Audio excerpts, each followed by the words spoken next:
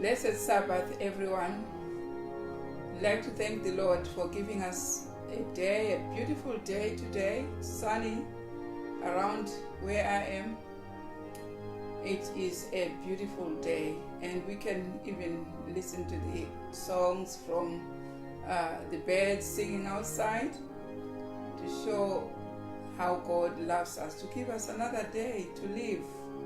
So many people have not seen this day. So many people are all dead. Some are struggling to see this beautiful day. So we want to thank the Lord for giving us this opportunity to be alive again in this day. As we are going to meet and feast on the Word and enjoy the history. So someone was telling me that if you have a car, it's got to have two globes of light to show the driver where he is going, and also it's got rear view lights at the back. Why do we need lights at the back? We need lights at the back so that we see anything coming from the back. And we also need lights to our front to see what is going. So this is all about prophecy. Prophecy shows what is in front and what is at the back. And also what is in the prophecy is showing us about the history at the back. And also, as we are going in movements, right, from Adam until the end, we should be knowing what was happening at the back. It's our right to know what was happening when we were still not born. We shouldn't just take things like that without researching to know where we are coming from, what was it all about. Even in our family homes, we research, we've asked our fathers, what was my grandfather like? What was my great-grandfather like? How was things there before I was born? And even in spiritual life, this is our right to know what was happening before. So there are some grandfathers who don't want to be researched. I'm sorry, because their life wasn't really worth saying. But we really know. We want to know. Even in Christian life, we should know. Even when it was bad, even when it was good, it's our right to know what was happening. We have been talking about the movement of Moses, talking about what was happening in the wilderness, right? It's our right. The Bible has got the history for us to know what was happening with Moses. The Bible has got the history of us knowing what was happening in the time of Christ, in the time of Luther, in the time of John Knox, in the time of Charles and John Wesley, and in the time of Campbell. All that is history. And in the time of William Miller. But we should also now start from what was happening when the pioneers reformed. The greatest pioneer is Sister White. Some people don't know that she was a pioneer to what we are now believing as Sabbath keepers. She is the founder. I've heard someone who disputes Sister White and say, no, we started from Adam and Eve. Listen, let me tell you one thing. From Adam and Eve came all these other churches. Yeah, they will also reflect you back to Adam and Eve. But you actually should know, after Christ went, the Christian church was invaded by paganism which led us into dark ages. So we came out from dark ages through these reformers, and one of the reformers is Sister White. So we want to know, as she was reforming, she's the other one. She's the one who reformed the Reformation of the Day. And why she has to reform the Reformation of the Day, it was in the program of heaven. And we came after her Reformation of the Day from Sunday to Sabbath. So it's our right to know, how did she reform and how was it now when we are born, we found there is people keeping Sabbath, people calling themselves, Adventist.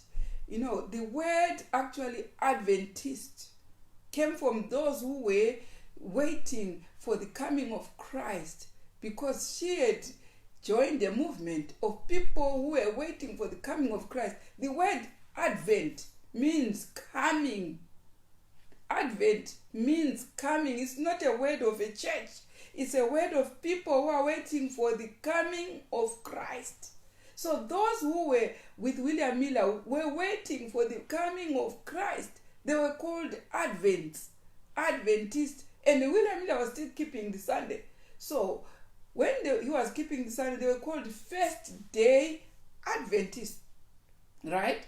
So when Sister White reformed the day from 1st to the 7th, then they were called Seventh Day Adventists. So, but the word Adventist, is a meaning for all those people who are waiting for the coming of Christ. It's not a meaning of a church or whatever. It's those who are waiting for the coming of Christ is an Adventist. You are an Adventist because you are waiting for the coming of Christ. That's it. That's what it means being an Adventist. So if you tell me I'm not an Adventist, I tell you I am an Adventist because I'm waiting for the advent of Christ. That's what I am. I'm a Christian. I'm waiting for Christ. I come after Christ. I'm an Adventist. I'm waiting for the coming of Christ. So don't personalize that name. Do not call yourself only, but everybody who is waiting for the advent of Christ is an Adventist. I thought to explain that clearly so that we know what an Adventist is somebody who is waiting for the coming of Christ. So now today, we want to research the history of this major pioneer of Adventist, who was an Adventist after joining Miller, who was proclaiming the coming of Christ, and now was changing from Sunday to Sabbath. That's Ellen Gold White. Right? So we are going to research about it. Let's hear her talk from the scriptures.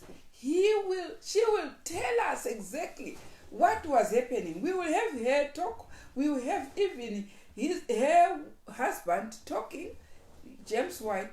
Yeah. So everything we want to understand what was happening. So we are going to start from the book 1, Selected Messages, page 76, second paragraph. We start from there. Start from the first paragraph where she's talking about herself. Right? In my very girlhood, the Lord saw it fit to open before me the glories of heaven. Right. So she was a girl first. Yeah? So she was not called Ellen White. She was called Ellen Gold Hammer. She was a girl. She was called being a girl. Someone will say, you are a very small girl. You can't be knowing about it. But this is a girl. Was called, was given a message by God to reform. And we know in Ezekiel chapter 4, verse 9 to 12, you find it's the sixth grain, because we have the first grain, which was a wheat, which was meaning Lutheran reformation, and then the next grain, which was beans, which was for the John and Charles Wesley, and which was John Knox, right, with the Holy Spirit message. And then we have the next grain, which was lentils, which was these two guys, John and Charles Wesley. And then we go to the next grain, which was millet. We have after millet we have now fitches, right? So we saw all this. Actually, we omitted barley, which was the John Knox. And then next was beans, which was these two Wesley brothers, and lentils, which was Campbell with the baptism, the message on baptism. And then we have millet, which is William Miller. And then after William Miller, we have Sister White, which was fitches. In that, read that Ezekiel chapter 4, verse 9 to 12, you find this is the Reformation. You go and understand it more in great controversy in the topic of Reformation. So now we are on fitches, which is Ellen White. After joining William Miller, she was also coming from the church called Methodist. She was disfellowship there for joining William Miller. So she was cast out together with her whole family. And then they joined William Miller. After William Miller, she was now the next prophet who changed the day from Sunday to Sabbath. And then now the Reformation is what we are talking about. She's talking about she was called as a girl. Right, let's read on there. In my very girlhood, the Lord saw it fit to open before me the glories of heaven. Right. I was in vision taken to heaven, and the angel said to me, "Look." I looked to the world as it was in dense darkness. Right. The agony that came over me was indescribable as I saw this darkness. This is how she was called, right? Let's proceed with that paragraph, the next paragraph. Again, the word came. Luke 76.2. Yeah. Again, the word came. Look ye. And again, I looked intensely over the world. Right. And I began to see jets of light like stars dotted all through this darkness. And then I saw another and another added light. And so all through this moral darkness, the star-like lights were increasing. And the angel said, "These are they that believe on the Lord Jesus Christ, Right. and are obeying the words of Christ. Right.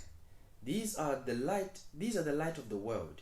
And if it were not for these lights, the judgments of God would immediately fall upon the transgressors of God's law." So we know in 1844 that the four winds had been held. These were bringing judgment. So God was saying to her, the judgments have been held because of these jets of lights. These people who were promising that they wanted the truth, they were like jets of light when she was seeing. And then God called her as she was a girl now to start this reformation. Let's continue with the reformation as we start selected messages 76.3, right? Occasionally, one of these lights would begin to grow dim. Right. And others would go out.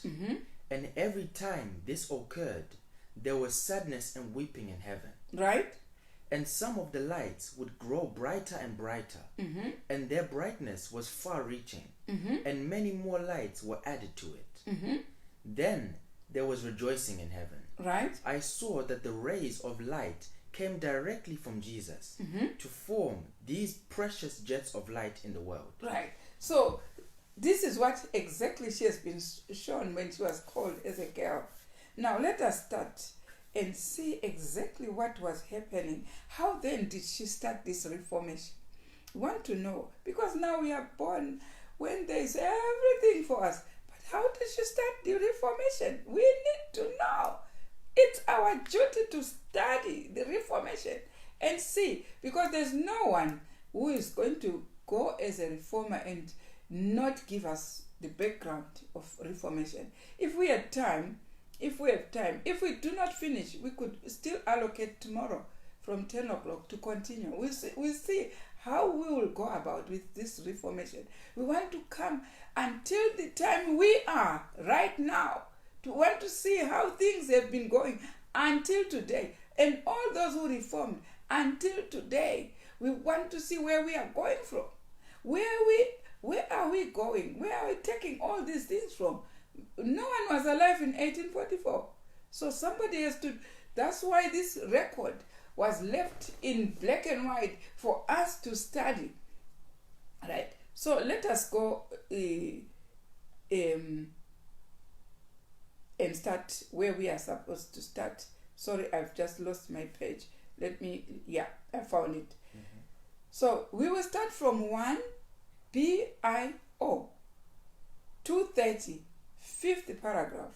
That's what I had to compile this for us to know how things went until our time. Let us read from there. Yeah. 1 BIO. Yeah. 30. Right. First paragraph. Right. My paraphrasing of that paragraph, does it have a heading there? As I studied it, I saw one heading that I could say, home churches. I said home churches, meaning we are going to see how Sister White started. They were not starting from the church. They started from the homes. Right, let us read here from, at first they were, what was there when they started? At first, how did they start? Who was there? How was it? Right? At first, under the heading home churches. Under home church. The paragraph first, book 1, selected message 76.3. Next is the home churches. Right. But God will. Right. We start where it says home churches. Right. Go under that. Go under. Right. Home churches. Okay. Home church. Right. At first, there were James and Ellen White. Right. We'll see. She was now married to James. And I was, some people say, he's not the founder. He's not the founder of Adventism. He's not. She is. She is. When we are coming from Reformation, she is. If you say your church started from Adam and Eve, all these churches, they are, because these were the first humans who brought forth everyone. So you cannot be claiming like that. Let's say from dark ages, who then organized people. Let's hear. It was Sister White and James first. And the Bible says, and the scripture says it. Right, let's hear. At first, who was there? At first, there were James and Ellen White. Right. Little Edson. And their son. Those are the three Adventists there. There was James and Ellen White and little Edson. That was a church God was looking at that time. Yeah, and what? And his nurse, Clarissa Bonfoy. And the nanny. You see, they are now 4. They are starting from there. They are 4. Yeah, and Clarissa Bonfoy was there. Stephen and Sarah Belden. You see, people are now starting to build up. Right? Yeah. And Annie Smith. Right? You see, they're starting to come. You know, I've heard people saying so, you know, they don't know the history. You have to know the history. Who is the founder? At first, it was James White and Ellen and little Edson. And next, the nanny joined Clarissa. And next, we are seeing these names of people. It's in our scripture, how it started. Right? Soon, Jenny Fraser was employed as a cook. Right, and the cook joins now. You see these Adventists? We have a cook now to make the number a bit bigger. You know, when God started in the Garden of Eden, he started with a family. Adam and Eve. And next came. Now, this is how God starts. When he started the movement of Noah, it was a family. Lot, family. Abraham, family. Right? And when Christ was born, it was a family. Right? It was a family. He has never started with just anyway like that. He starts with a family. In every reformation, he starts with a family. Now, we are seeing this family now as a cook, a nanny, and people coming. This is how Adventism started with Sister White. Right? And for a short time, Thomas and Mary Mead were members of the family and office force. Right? Then came Oswald Stowell, right, who acted as pressman. You see, it's building up. This is how it started. It's building up. Now you see people everywhere, turning things upside down, turning things even the way, not the way they started. That's why she was asking people, where are you getting that from? Because they are the founders. They are the founders. Right? And let's hear from the next paragraph, point 6. In the autumn, Warren Batchelor, right, a boy of 13. And now they are joined by a boy of 13, recorded in the Spirit of Prophecy. Warren Batchelor, 13 years, was very great to be there to build up Adventism, right? Joined the force, right, and served as roller boy while learning. They gave this 13-year old to serve as a roller boy. Right? He's got a work to do. God called this 13-year to come and join this. Right? While learning typesetting. Right? And next, in spring? In the spring of Right. 1853. Right? Uriah Smith. There the joined troublemaker, the troublemaker came. Right? The troublemaker had to join this family. Uriah Smith, the troublemaker. We talked about his trouble last week. You saw how much he was a troublemaker. Right? He also came to join this family. Right? And in the autumn, George Amadon, right? a young man of 17. Now a 17-year-old come. This is, you're talking of her. No, she's not a founder. She's not a founder. What is she? What is she? What is she? What do you call? They come and even displace the founder and say he's not a founder. But this is how they started. And where?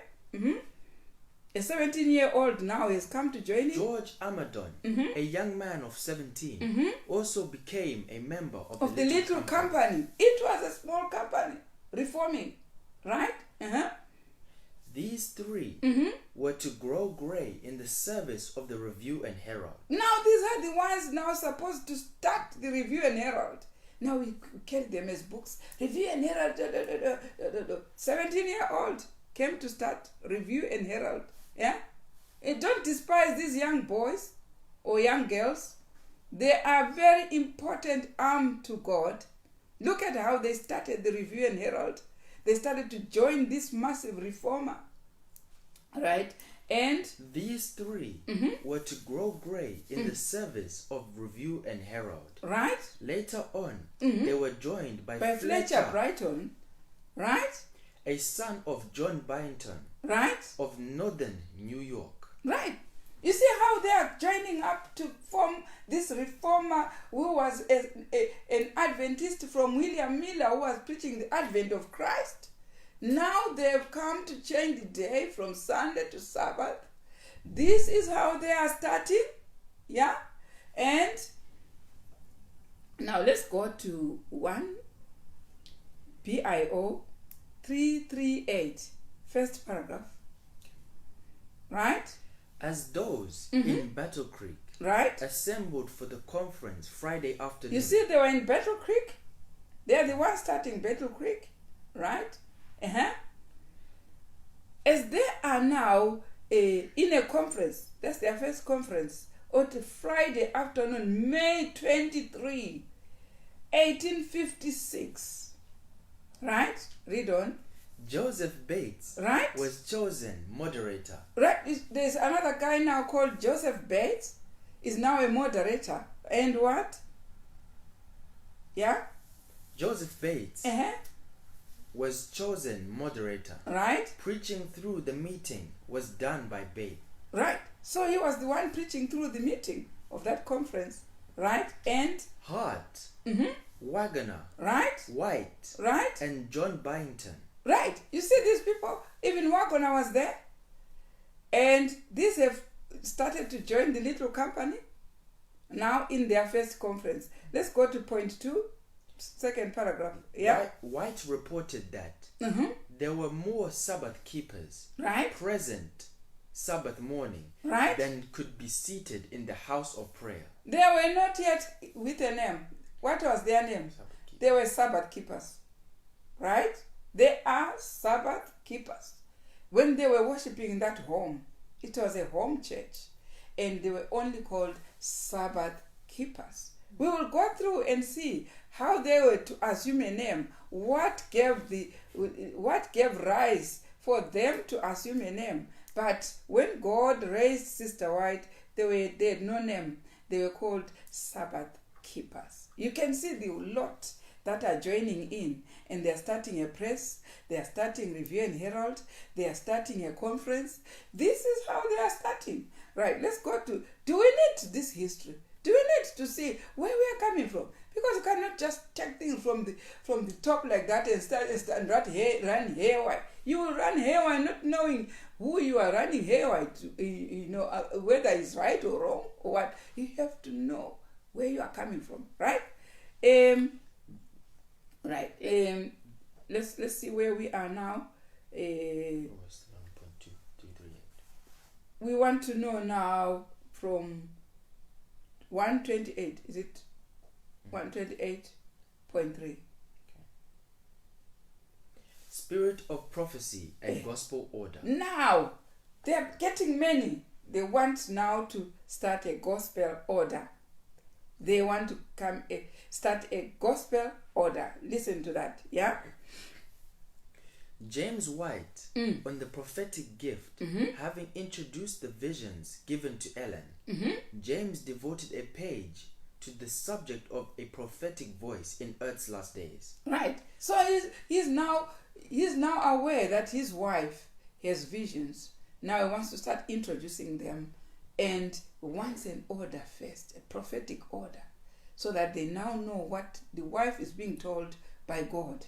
Now, right, opening, what does he open with? Opening with words from Acts 2. Right. He acknowledged that even among Adventists, this is a very unpopular position to hold on this subject. Why was it unpopular? Because it was, what is on Acts 2? It was the day of Pentecost. It's the feasts. They were unpopular to Adventists at that time. Why? Because like it is now, no one wants to keep the feast. He wants to introduce that. You see, when they are starting, there is no feast. They are only on the day to be Sabbath keepers.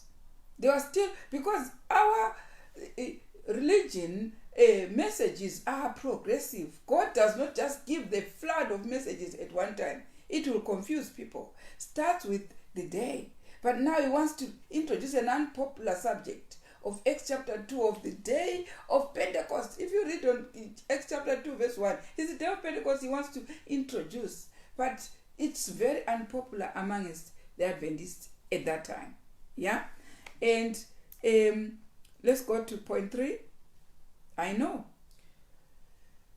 But I choose to believe the word of the Lord on this point rather than the teachings of men. Right. He continued. We'll start where he says, I know that it is very popular. He continued, I know that it is a very popular opinion among Adventists that there was nothing more to be revealed by visions. Now, it was not easy for those Adventists to believe Sister White's vision. Why? I will tell you why. The last prophet was John in AD 96. So they believed that was the last prophet. They did not know there was still another prophet after John. Now here, start again when it says, I know that it is.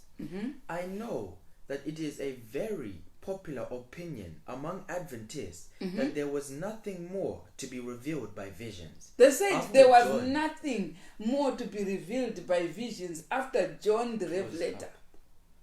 After John closed up the revelation in AD 96. So they said all the visions that were being given to John were the last visions. No more. Was it going to be difficult for Sister White? Yes. It was going to be difficult because they believed the last prophet had visions and we don't need any visions anymore. But then Sister White was having visions. So James White wants to introduce them into the visions of Sister White. But these people are so narrow. As we are so narrow these days, we think the visions ended with Sister White. So no other prophet should come. That was a norm at that time. That there was no other prophet. The visions ended with John the Revelator in AD 96. Right? But if this opinion is correct, then the last days ended while John was on the Isle of Patmos. So to them, James was saying, okay, if your opinion is correct that the visions ended with John, the Revelator, then why are we still living? Because we can't live without a prophet. Now, the same thing is, those who think Sister White was the last one, then why are we still living? For if we are still living, then there's still another one. It was that argument that James White told them, that if you are saying the visions ended with John the Revelator, then why are we still living? why are we still living after John died? Because the earth should have ended with John the Revelator. But if the earth is still going on, he's trying to tell them there's still yet another prophet after John the Revelator. Now let's hear from Testimonies to Ministers, page 2. Start where it says, for 3 years. Page 30. Yeah, 30.2. Yeah. For 3 years, the Spirit of God has been especially appealing to our ministry and people to cast aside their cloak of self-righteousness and to seek the righteousness which is of God by faith in Jesus Christ. The first 3 years after Sister White started was hectic, was already hectic. And what about today? If the first 3 years was hectic, what about today? Right. So that's why you and I need to dig deeper and need to be pure so that we do not here stand by a man's say so. We need what is written in the scriptures. So here it was the first 3 years just to unlock the visions was a hectic job for this pioneer. Right? And but oh, how slow and hesitating we have been. Right. They were so slow and hesitating to adopt that the prophecies did not end with John. To understand that still God was continuing with them and the prophet.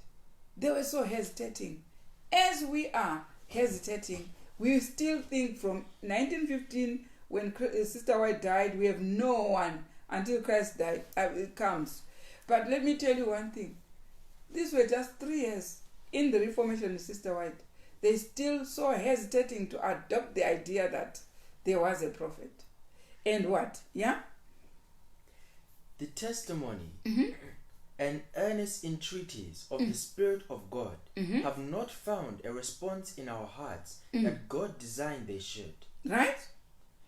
In some instances, we have felt free even to criticize the testimony and warning sent by God for our good. They were even free to criticize what Sister White had said was coming from God.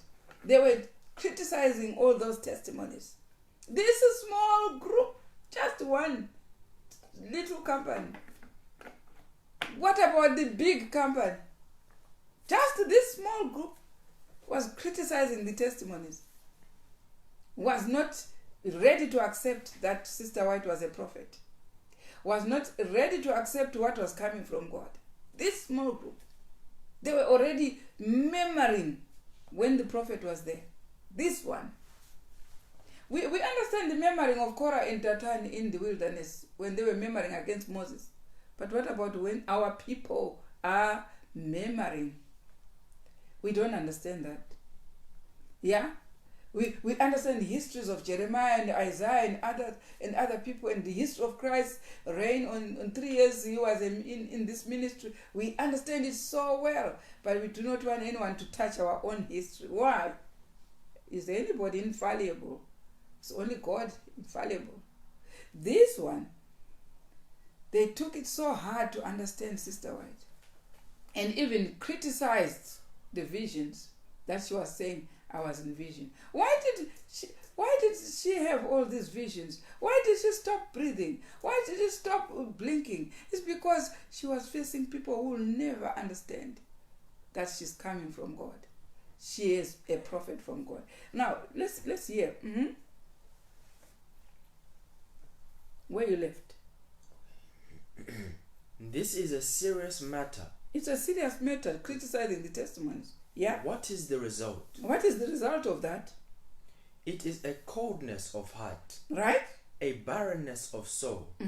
That is truly alarming. Now, if you criticize the testimonies, the result is coldness, right?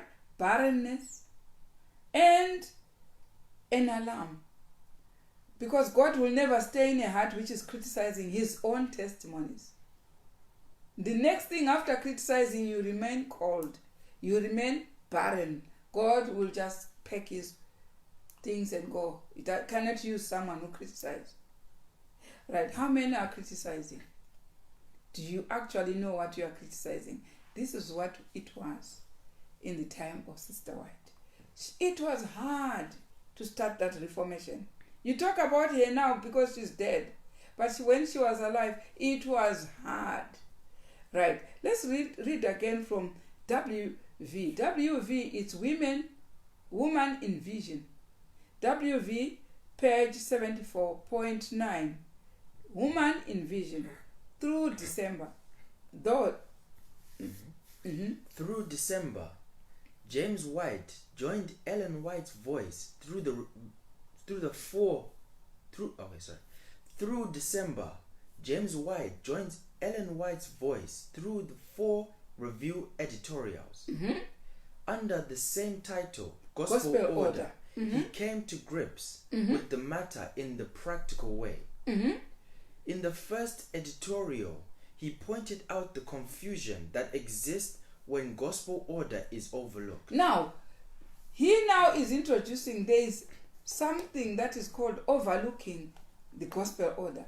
What is it that they were overlooking in a gospel order? Is now he is introducing the result of overlooking the gospel order. What is it? Yeah? The result? The result is perfect Babylon. Right? Was having a creed the answer? What is the real condition of the churches with all their creeds to aid them? Right. He now is introducing what is a creed? These are the church policies. He is now telling them, if you start paraphrasing the Bible to create a church policy or a creed, you will resemble Babylon. Who was Babylon at that time? You remember William Miller had preached to those 4 churches who were reformers and told them they are now Babylon. And they said Babylon is fallen to them. So who was Babylon now? Say, if you now start creeds and if you now start church policies and creeds, you are now joining those 4 churches who are called Babylon. This is what James White is introducing. This is what is called overlooking gospel order. Why? Because of introducing creeds. Introducing these small books that we paraphrase the Bible and say, we will do this, we will do and leave the Bible alone there. You are now joining Babylon. Now, let's hear what was it all about there. Yeah? On point 10. Okay. He then presented his basic position. Right? We go for order and strict discipline in the Church of Christ. Right? And while we reject all human creeds or platforms which have failed to effect the order set forth in the gospel, we take the Bible. Right. So he's saying we will not have creeds. We will not have these church policies because they take the place of the Bible. If you take them, you join those churches that were now being called Babylon at that time. Now, why? Because each of them had creeds, but believing something different from the other churches. Then he says, we take the Bible, and the Bible alone is what we take. You see how this small company is now, the devil wants to invade it by putting creeds.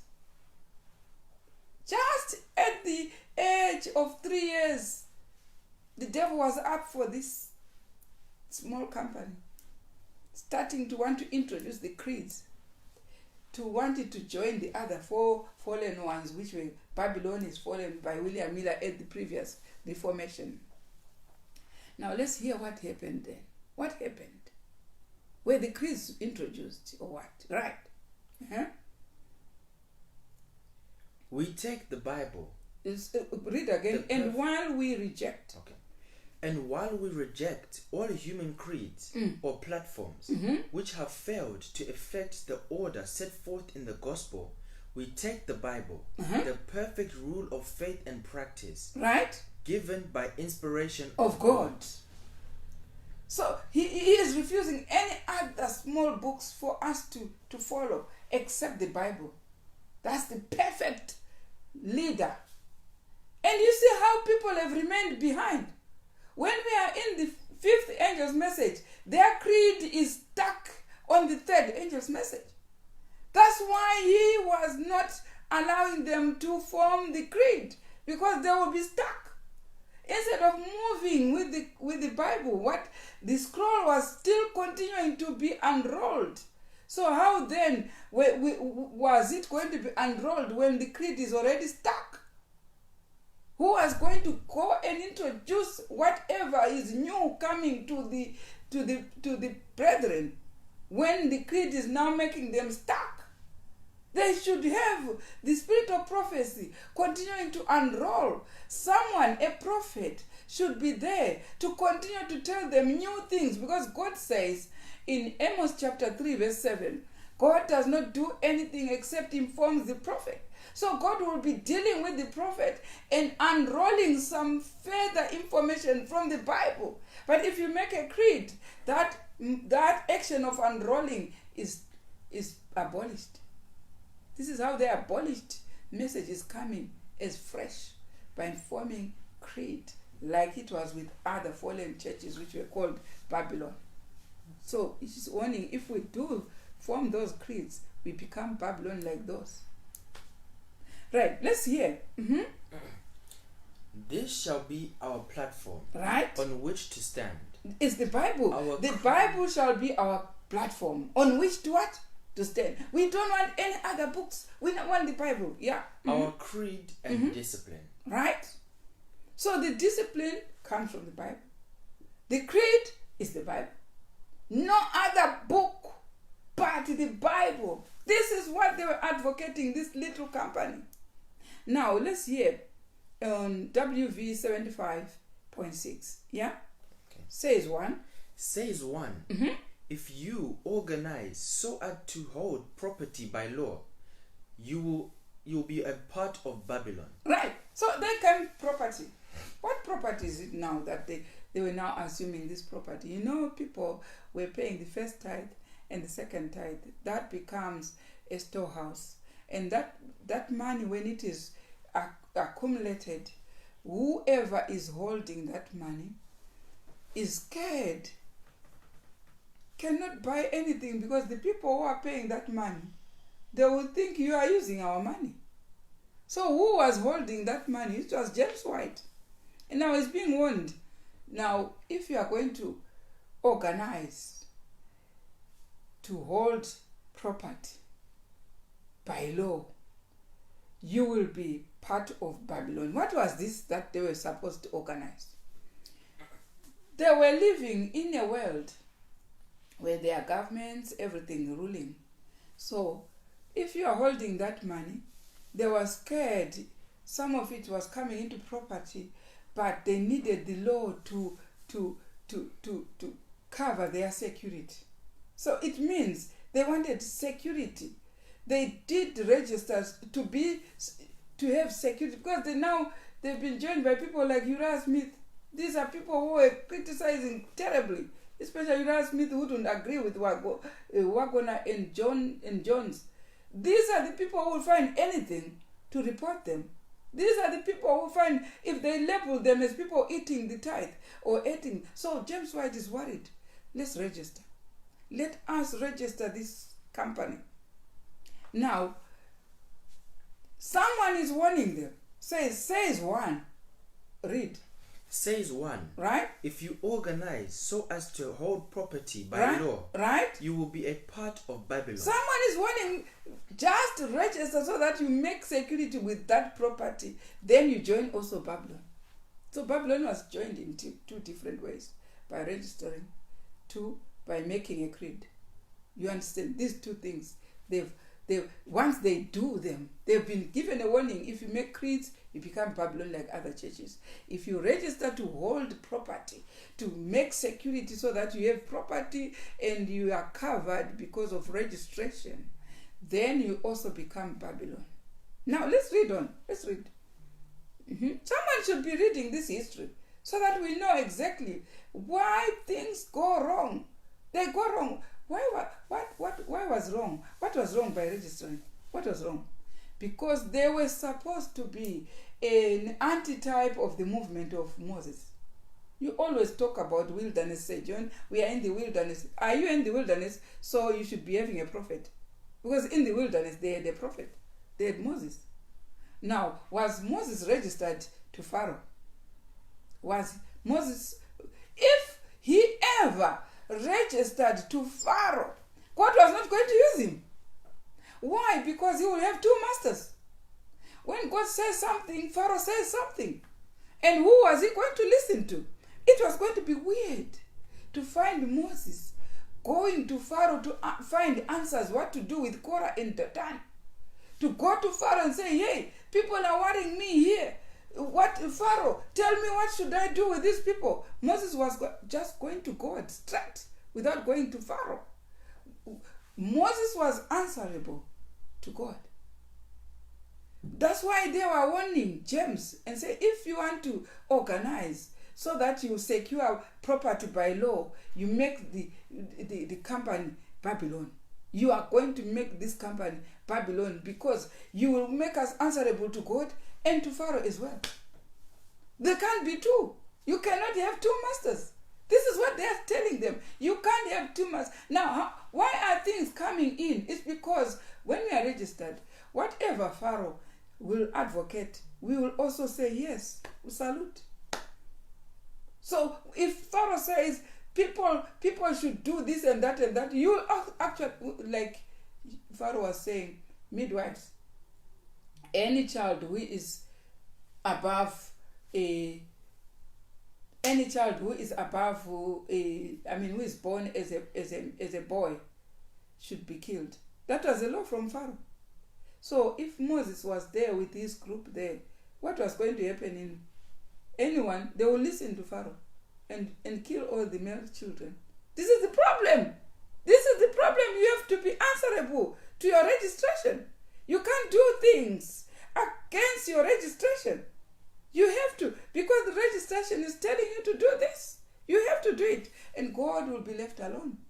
This is why they are warning, says someone, right? Mm-hmm. Says one, if you organize so as to hold property by law, you will be a part of Babylon. Right? No, I understand there is quite a difference between our being in a position that we can protect our property by law and using the law to protect and enforce our religious views. Right?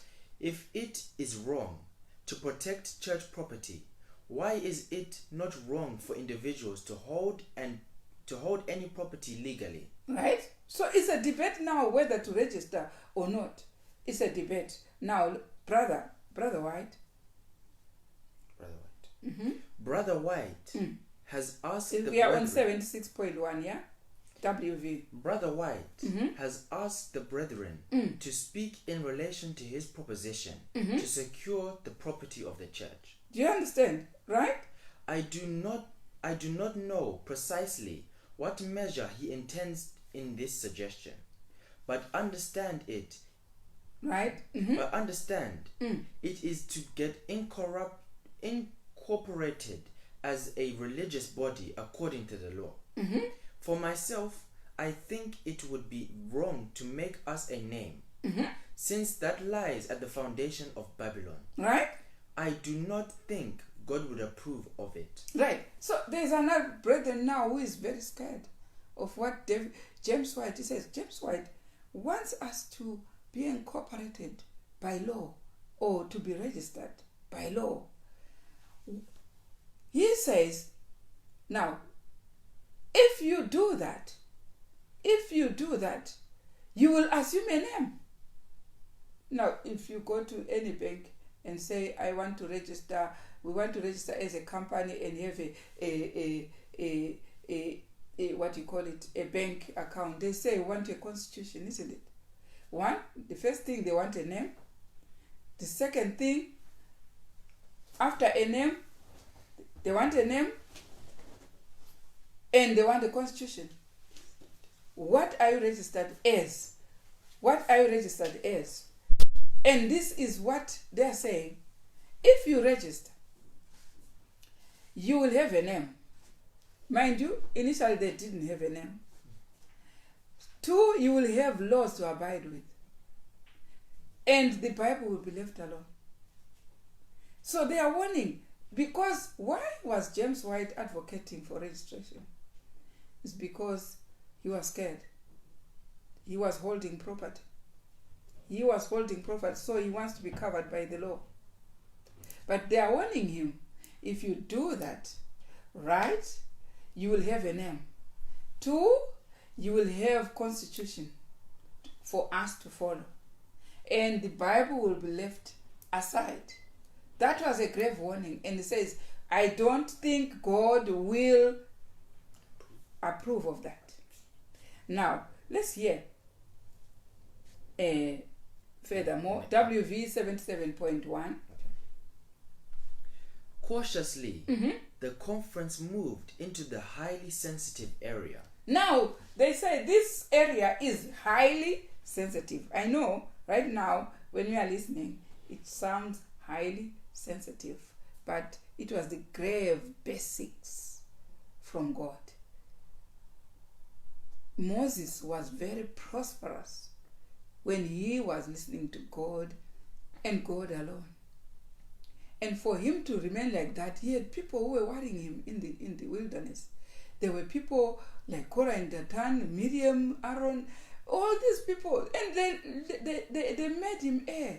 It was easy for Moses to look for cover, for security, but he remained with God, covering him as a security. So God wants a movement which will be exactly like the movement which was in Moses' time, which also is answerable to God, which is in the wilderness on its way to the kingdom back in Canaan. This is the movement which is a direct antitype of Moses. You can't tell me that you're antitype to Moses when nothing, no principle or nothing you practice is in parallel with that first movement. You can't say it is like Moses. It should be like Moses' movement. Those people in the Bible, look at them all. If they had 2 masters to listen to, they were going to get it wrong. Now here, let's hear, as they were registering, as they were starting this movement, now there is, James White is scared to start without any cover. Now here, let's hear WV 77.1. Cautiously, the conference moved into this highly sensitive area.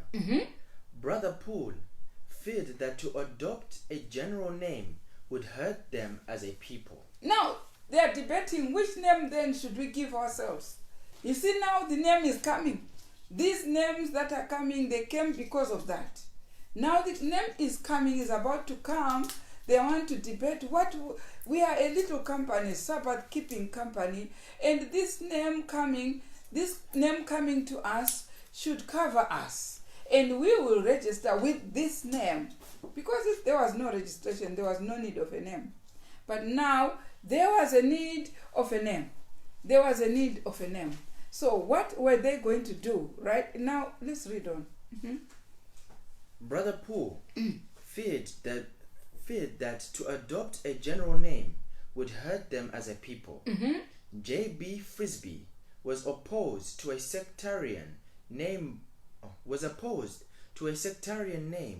but saw the need for some uniformity of the terms by which the body of Sabbath keepers would be known. No, he wants a body of Sabbath keepers to be known by a name, though he was opposed. But now they are in a crisis, in a sensitive area. Because if they have to organize and register, they've got to adopt a name. They have to adopt a name. Now, read on. Moses Hall thought that the churches in various places might be known as the church worshipping on the 7th day in such and such a place. James White stated that he did not see how they could get along without some name, and they could not hold property without a name. The law was specific on that point. He could not see that this would be going into Babylon. He did not see that that was going to cause them to go into Babylon. Now, how would they organize without a name? How will they organize without a name? Now, he did not see by adopting a name they were going into Babylon. Because before that they were Sabbath keepers. They were Sabbath keepers. Everywhere, in families, everywhere, in all families, they were worshipping in home churches as Sabbath keepers. Now they want to organize. And they say, now if we organize, we will adopt a name. And by adopting a name, we will go into Babylon. They are questioning that. You know, it's a sensitive debate, right? It is a sensitive. It's like Moses in the wilderness with Aaron and Miriam saying, okay, we are Israelites by birth, because they were coming from Israel, who is Jacob. But now if they say, let's call ourselves by a name, it will be weird. Would it? Would it be weird? Let's so that we go to Pharaoh and register and keep all our policies with Pharaoh there. It will be weird. It will be really weird to God. But God was looking at this company. Now they are debating, let's have a name. Because James was scared. Because now he's an owner of the property of these believers who are bringing money into his storehouse. And he is the one owning and receiving that as workers. And now he wants to cover. He wants to be covered. He's scared. Because of the other people who are coming in, you can see these inquisitive people like Uriah Smith. They are now saying, what? That money? What? So he's hearing them. He's saying, no, I'm scared. I need to organize. Right. Let's hear 77.2, the commandments. The commandments of God and the faith of Jesus is a distinguishing feature between us and the other denominations. Right? There is confusion in the names already chosen. So the churches around them had names. We had those who reformed. They had names. So he said there's confusion because they are believing different things. But we only have the commandments of God and the faith of Jesus. And this is just a distinguishing name for us as Sabbath keepers. That's it. It's enough. And what? There is confusion in the names. There is confusion in the names already chosen. And if something is not done here, churches will go on choosing different names still. A general name will bring us into unity and not confusion. Right. So a general name was commandments of God and the faith of Jesus. What's a general name? That's what they were. It only describes what they are doing. Right. Resolved. Next paragraph. Resolved that this conference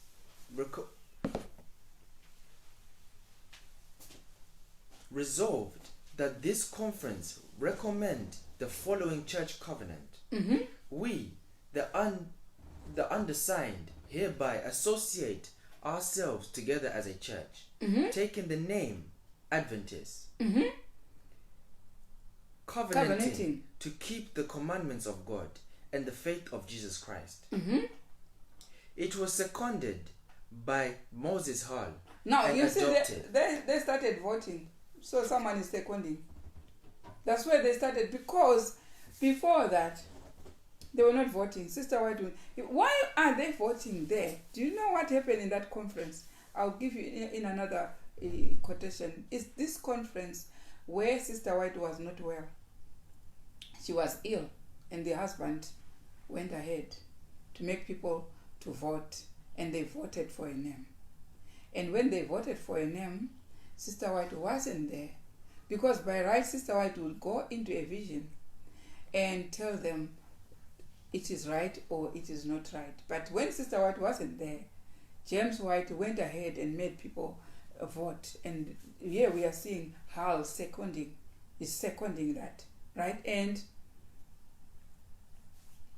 it was seconded by Moses Hal. Okay. It was seconded by Moses Hall and adopted. Right. So you see, second and adopted. Do you see that? But the vote was not full. The vote wasn't full when it was seconded. And White stated that he hoped that a matter of such importance would not be passed without some discussion. So he says, we need to discuss about this. So you see, his conscience is being bothered. What have we done? He has, that mistake that James White did, if you study further about his life, it's the one that made God remove him first. Because he died first earlier than Sister White. Why? Because he was dominating in that ministry. Now he is dominated. He's taken a stand when Sister White wasn't there. You can see there's nothing mentioned, no mention about Sister White in that. So he was dominating. And how was God going to use his wife when the husband was dominating like that in such an important, sensitive area? Now, read on. It was seconded, right? But the vote was not full. Yeah. On this suggestion, Loughborough, by a motion, opened the way for a reconsideration of the matter. Right. This led to the question whether White's proposal was not a creed. Right. So, because now people are a bit inquisitive there. What we have voted for, is this not a creed? Because people didn't want a creed. Because they knew definitely a creed will send them straight to Babylon. Now, some are asking, is it not a creed? What we have voted for here, is it not? You have made us vote, and Hal has supported, and it has been seconded by a vote. But is this not a creed? Now, listen to what others said, yeah? And a creed they would not tolerate. If it was a creed, no one will vote. So they are trying to ask James, what you have made us vote for here, is it not a creed? Because if it is a creed, no one will tolerate it there. Because they knew they've made the movement, they fall with a creed. Now read. Hull felt that it was not a creed Right. or articles of faith, but merely a pledge to do one thing. So Hull, who seconded, look at what he's modifying that creed as. He's saying, no, it's not a creed. He says it's not a creed. He felt that it was not a creed or articles of faith, but merely a pledge to do one thing. It's just a pledge to register something. It's nothing to do with our faith. It's nothing to do. He did not know that will continually interfere with their faith, because they will go along with their registration. They will go along until the end, until God said, no, I can't use them. I can't use them. Because someone is pulling when I'm pulling.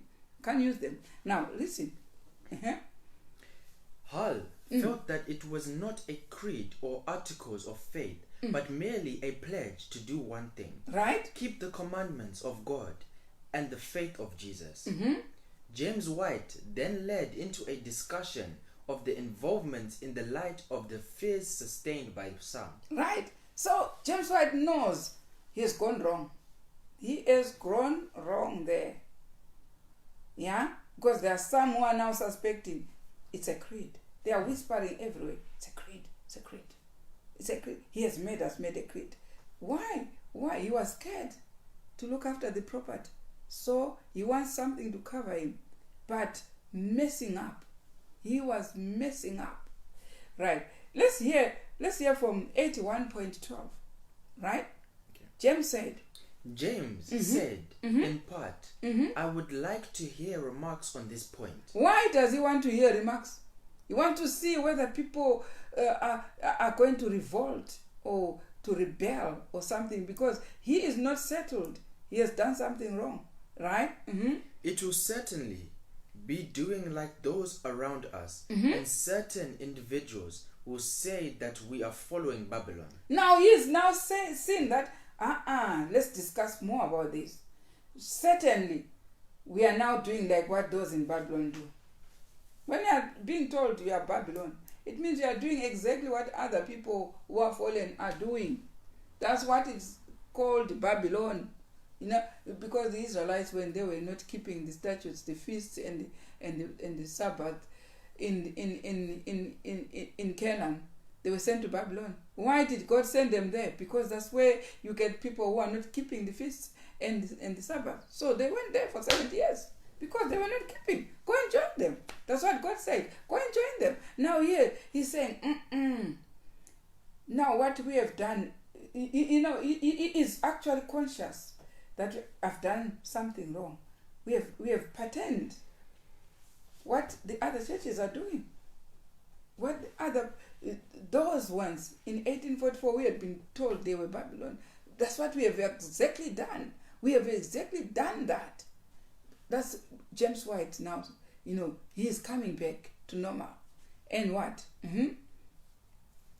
It will certainly be doing like those around us, and certain individuals will say that we are following Babylon. Right. And he has seen certain individuals there that will start calling them Babylon straight away because of that.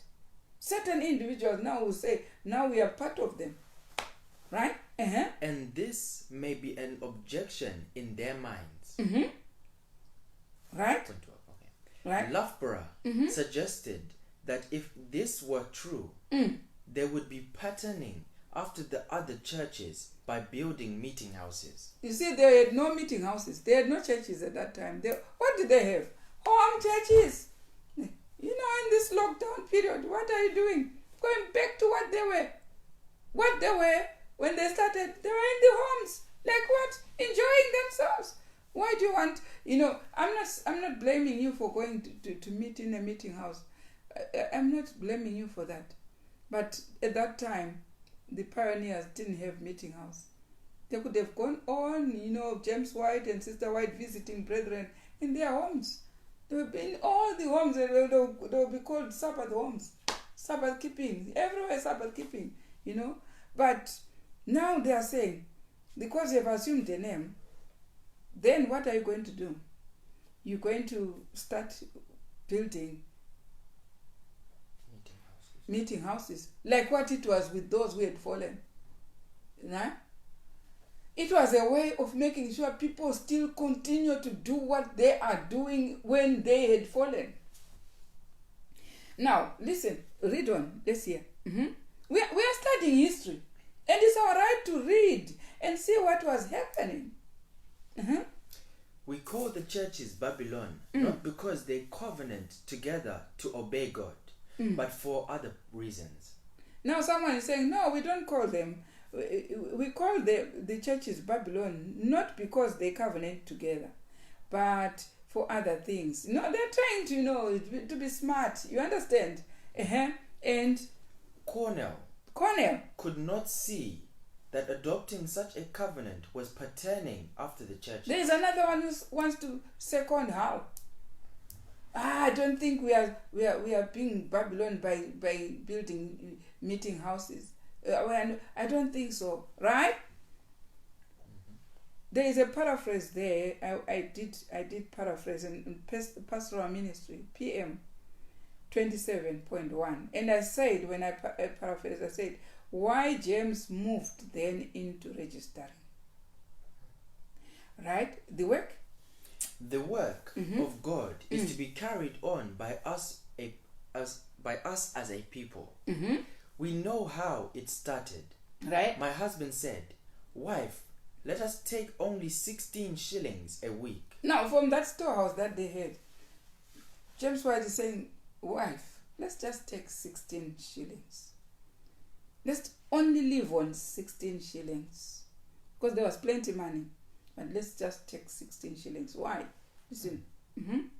We shall live very plainly and dress very plainly. Let's just buy, plain dresses and live plainly on no flashy things. No flashy. Yeah?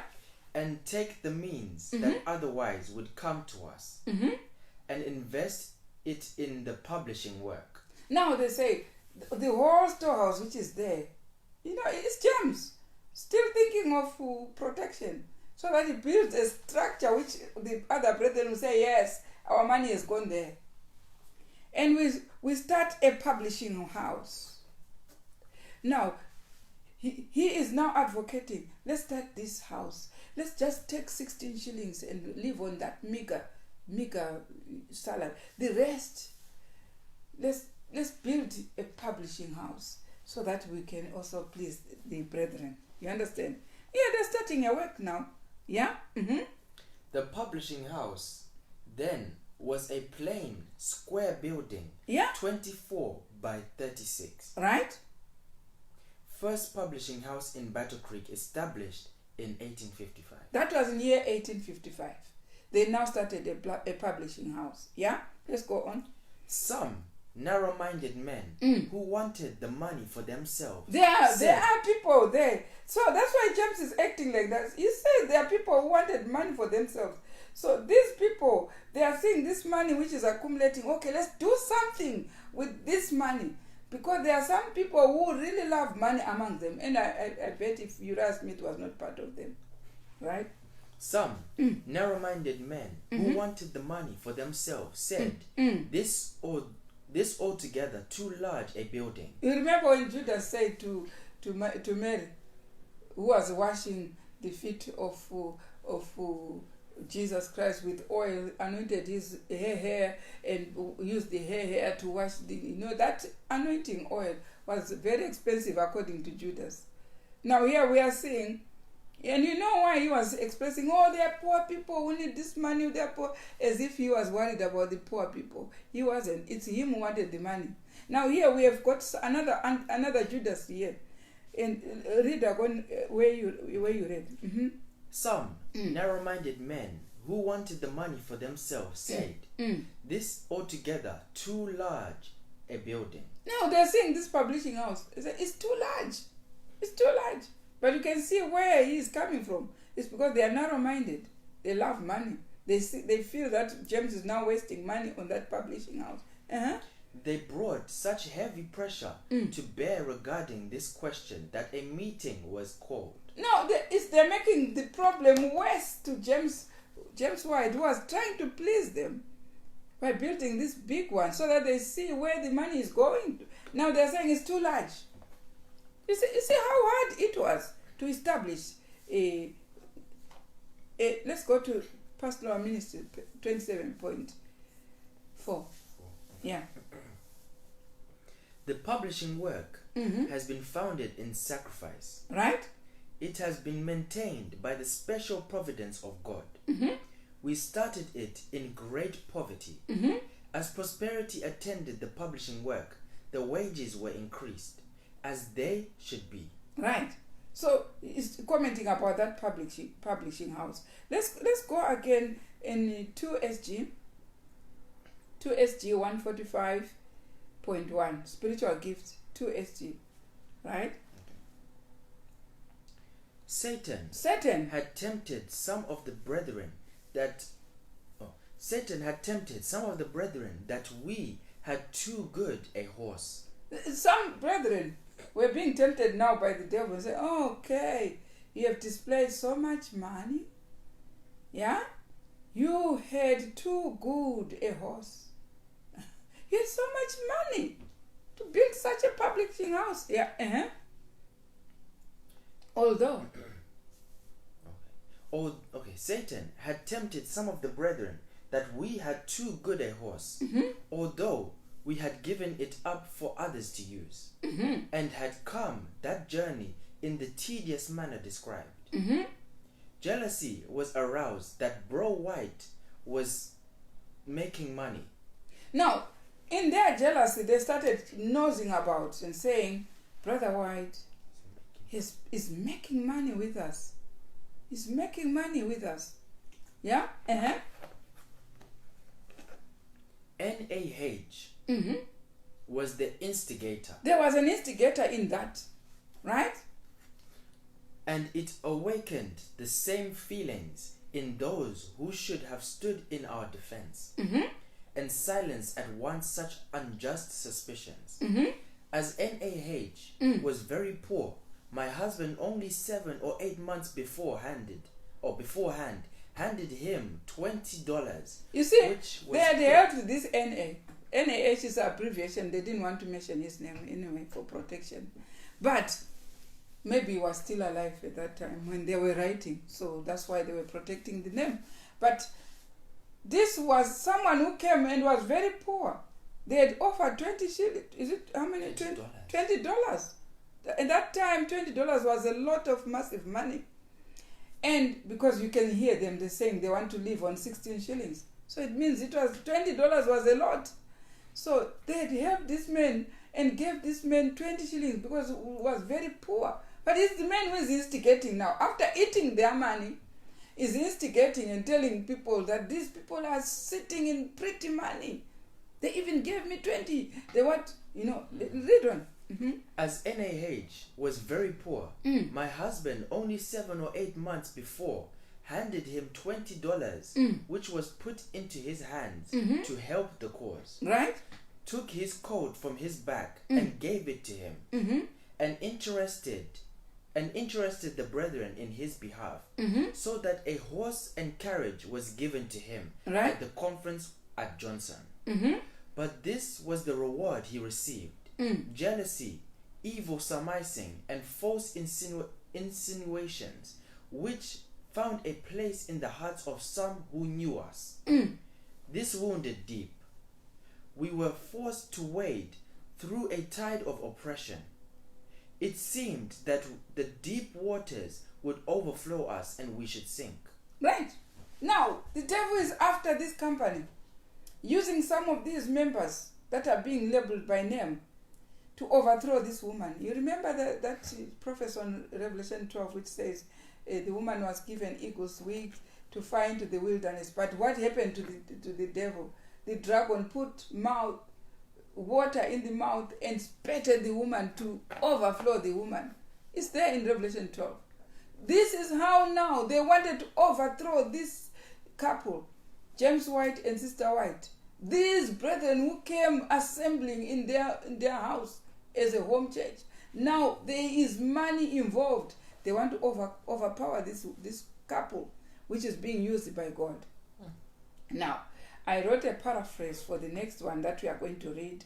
It is on 12 MR 194.2. So I paraphrased it and said, 2 sects in the church. Now we are going to see the development of 2 sects in that church, which were Adventists from 1844. They developed 2. Remember when we were studying last night about the two chariots which were pulling one horse? They started from there. 2 sects pulling the same church. 2 sects who were differing. So it depends which one you are under and which one who was. We saw last week how it was between A.T. Jones and Wagona against Uriah Smith. They were in progression of those 2 sects. Now let's hear how they developed. Now start with when I plainly. Okay. When I plainly stated my faith, there were many who did not understand me, and they reported that Sister White had changed. Now, when she spoke about herself and about her faith, there were some who did not understand Sister White. And what did they say when they did not? Like it was when Christ took a whip to whip people in the temple. The Pharisees and all the leaders, the priests, they ran out flying when he was whipping them. But those who saw that went telling news that Christ even announced himself as the prophet or the Son of God. But he only beat them. He didn't say nothing. But people will increase and say what you didn't even say. Now here, Sister White spoke about her faith, and there are some who did not understand her. Listen when I plainly stated my faith, there were many who did not understand me, and they reported that Sister White had changed. Right? Sister White was influenced by her son W.C. White and Elder A.T. Jones. Right. Now they started to take A.T. Jones on Sister White's side.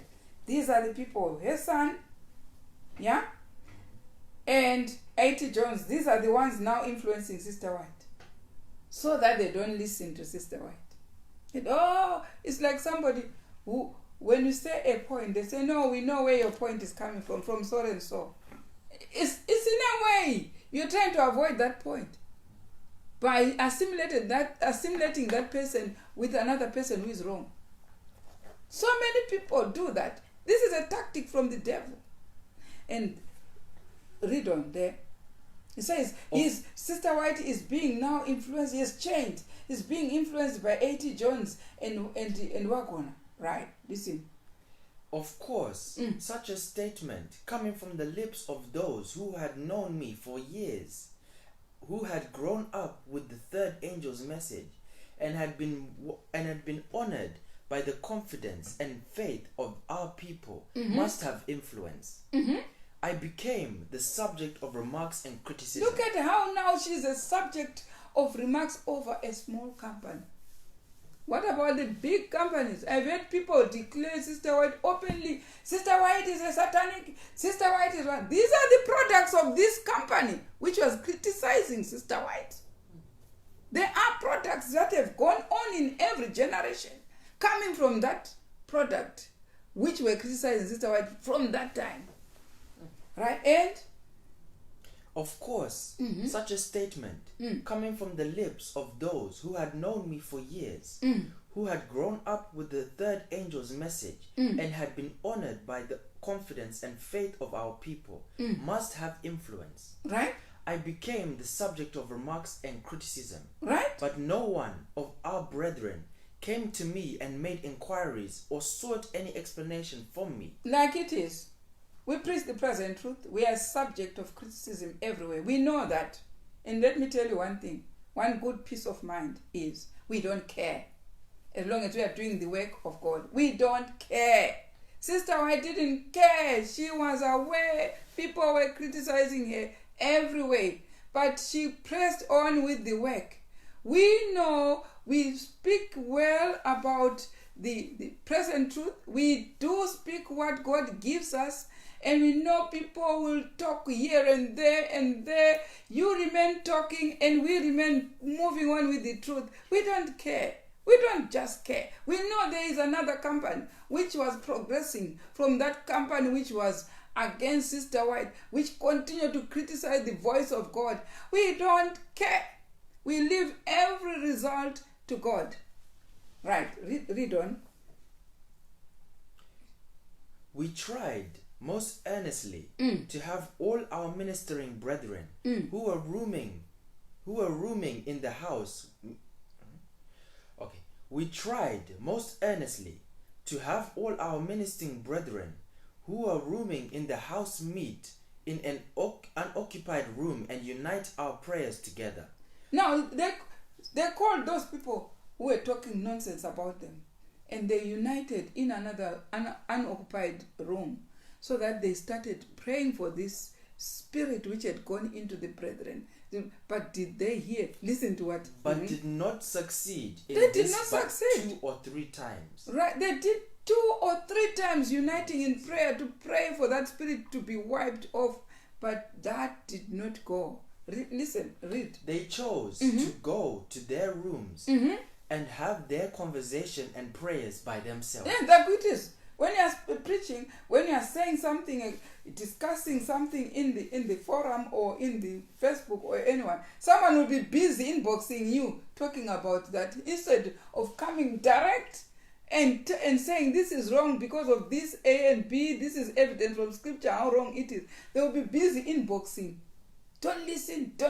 That spirit started there. We know where it started. I'm saying there were now 2 sects in that company. 2 sects they developed. And do you think those 2 sects disappeared? Until today. That started as a 2 sects in a small company.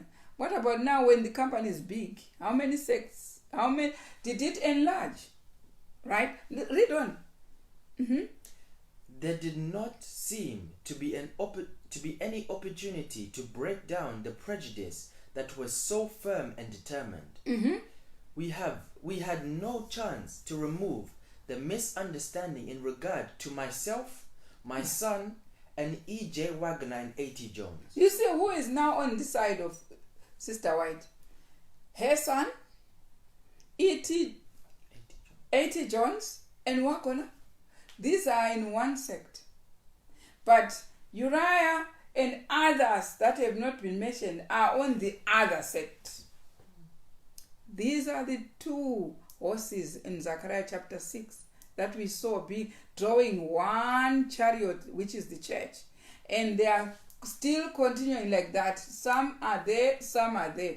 Now I choose to take after Sister White and A.T. Jones, and I'm on their side. I don't know which side you are. I don't know which side. If you are on that criticizing the voice of God or criticizing everything developing from the voice of God, from the unrolling of the scroll, stay on that side. We keep to our lane and you keep to your lane. But let's continue with the message. The truth will progress until Christ comes. Listen, let's go to the next paragraph. Okay. Go to 3SM 159.3.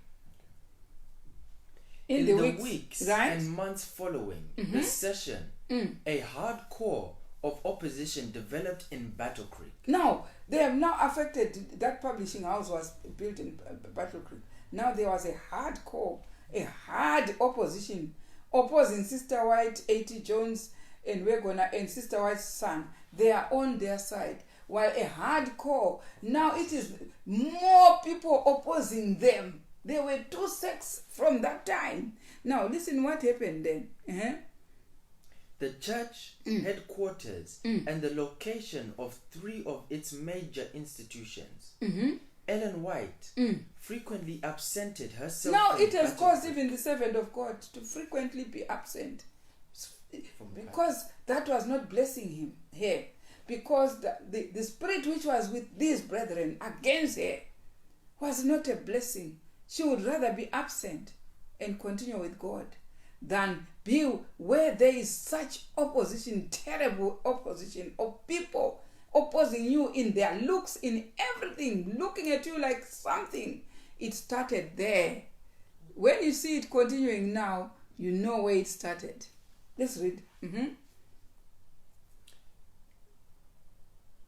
Ellen White frequently absented herself from Battle Creek, going into the field to carry the message to the churches.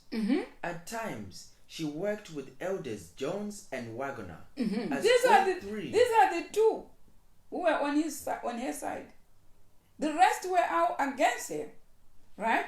So you see now why after her death they say there is no more prophet. You see, it was not. They were not after Sister White and Waggoner. They were after the voice of God.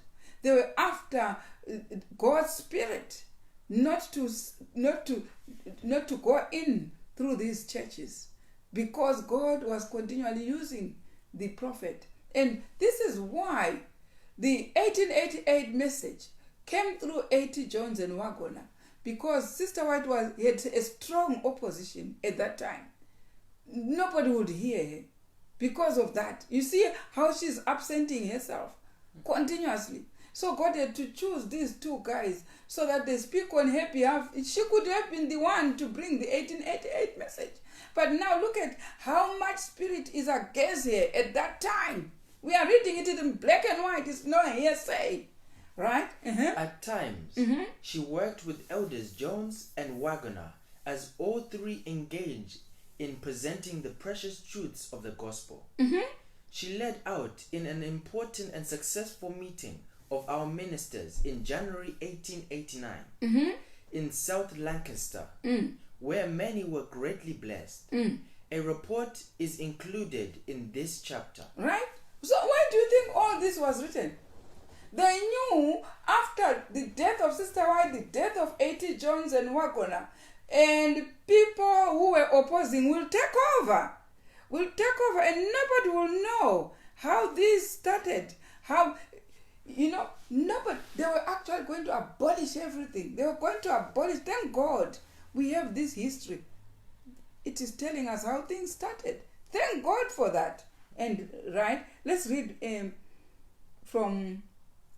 It's rather a bit long. You're going to read 3SG 30.1, or you can also go to 1 BIO 464. So go to 3 Spiritual Gift 30.1 and read where it starts from but the skeptic objector. Okay. But the but the skeptical objector inquires, Where are the gifts? where are the gifts? Right?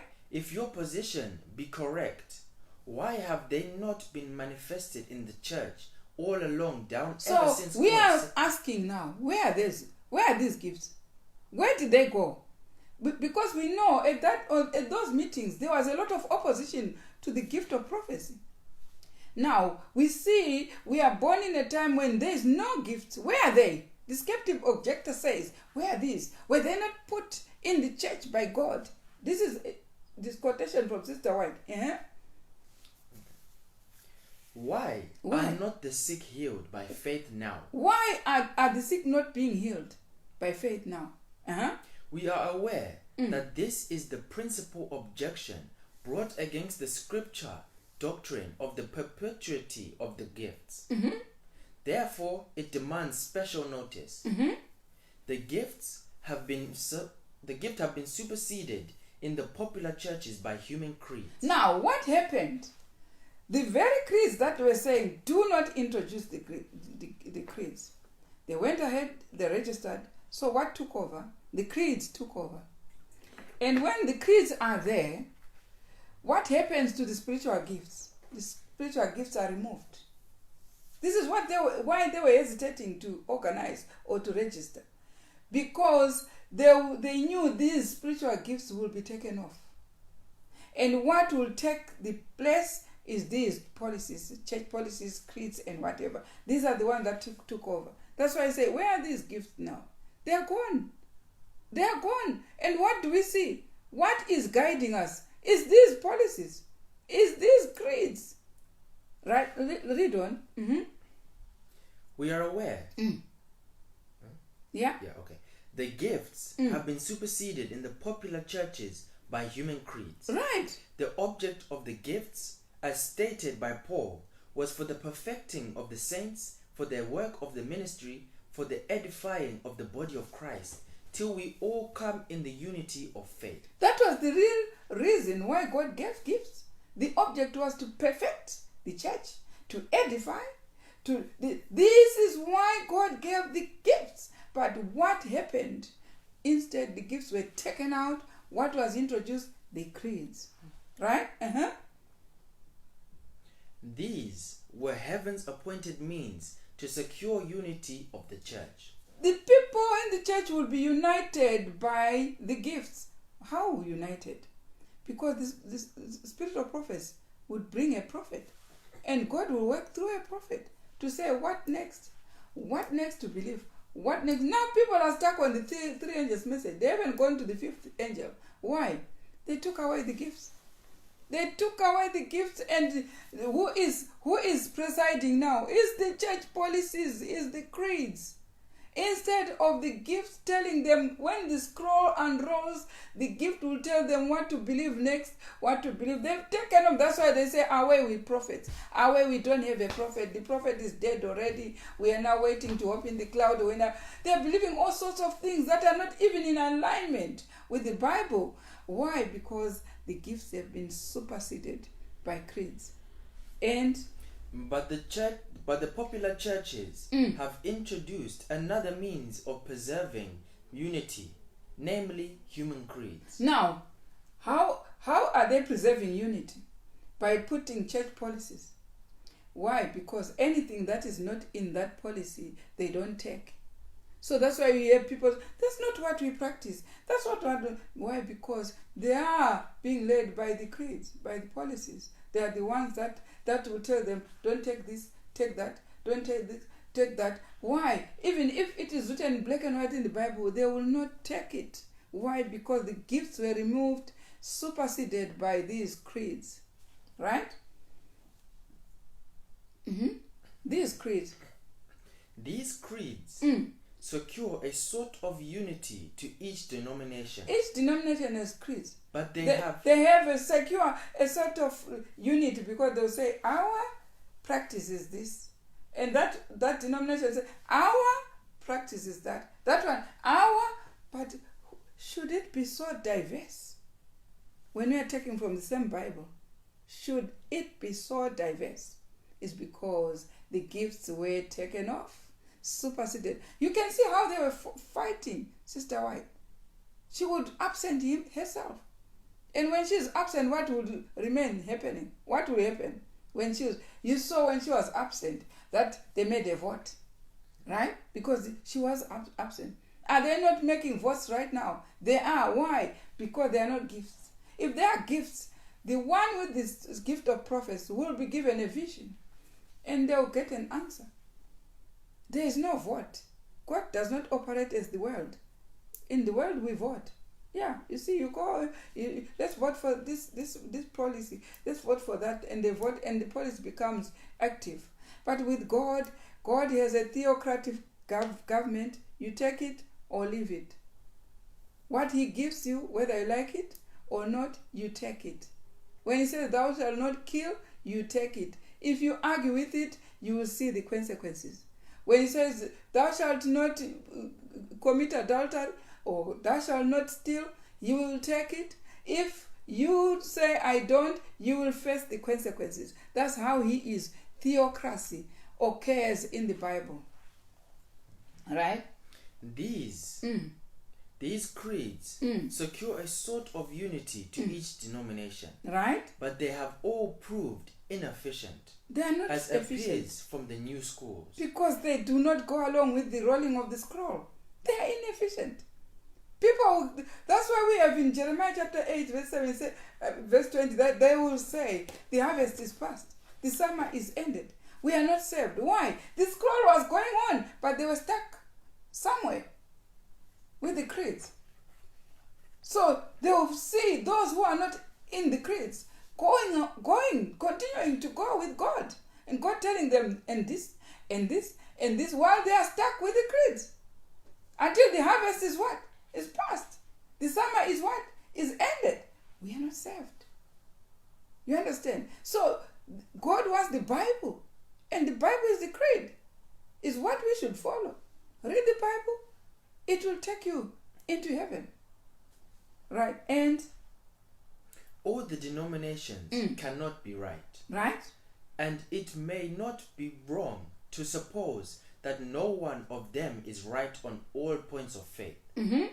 To show that they cannot have their creeds and gifts too, that creeds shut out the gifts, we will suppose that God, through chosen instruments taken from each sect, begins to show up the errors in the creeds of these different denominations. Mm-hmm. If they receive the testimony as from heaven, it would spoil their creeds. Right. But if anything comes from heaven, it comes and they check, they see it's not there in their creed. And if they take that thing, it will disannul. It will destroy their creeds. Like as it is now, if I say keep the feast, the creeds don't have the feast. It will destroy. So God will never operate where there are creeds.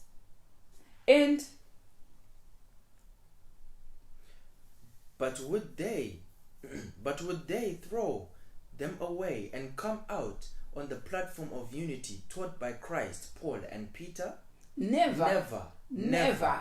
They would 1,000 times sooner trample the humble instruments of God's choice into the dust. They will rather disfellowship whoever is bringing a new light out than to take that new thing which is fighting against their creeds.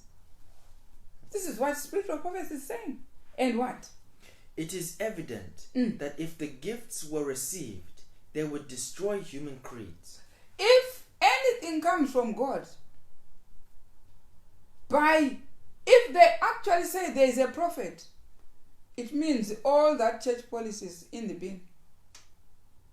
They will listen to that person unrolling the scroll from God and take the creeds in the bin. But they won't do that. They would rather have the creeds and that person go. That's how people will be left without the seal of God. And what? And that if creeds be received, they shut out the gifts. Mm-hmm. The second angel's message brought the Adventists from the creed-bound churches. Right. Where? That's what it did. People were coming from all those 4 churches which reformed. They're joining William Miller in the second angel's message. Why? They were running away from the creeds. And William Miller didn't have creeds. So they united with someone without creeds.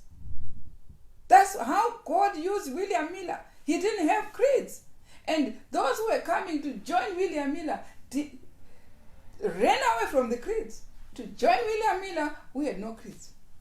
And what? The second angel's message brought the Adventists from the creed-bound churches where they could be reached by the gifts. Why? God will set somebody who is not going to be bound by these creeds and bring a message through that person. And those who join that person come from where there are creeds. They run away from the creeds and join that person without creeds, and God will give the gift of the message to the person without creeds. If you have creeds, don't tell us you have new light. Never. Where they could be reached by the gifts. Right. Be united and prepared for the coming of the Lord. Right. So he will take someone without creeds and take people who run away from creeds. And those are the people who are going to be prepared for the coming of the Lord. For they've taken, that's why we have in Revelation chapter 14, these are they who are not defiled by women, but defiled by what? They are not defiled by creeds. That's the women part of it. The creeds will defile you. So God uses someone who runs away from the creeds and takes those from these nominal churches who are running away from the creeds. They unite, and the gifts are sent back to the person who has no creeds. Right? This is what happens in heaven. How God was taking everybody when they rejected Christ. They were bound by creeds there. So Christ did not have any tradition of men, nothing. And they united with Christ who had no creeds. And the gift of the creed, the gift of the Spirit was sent to the group which was with Christ. And same with the reformers. And same with William Miller.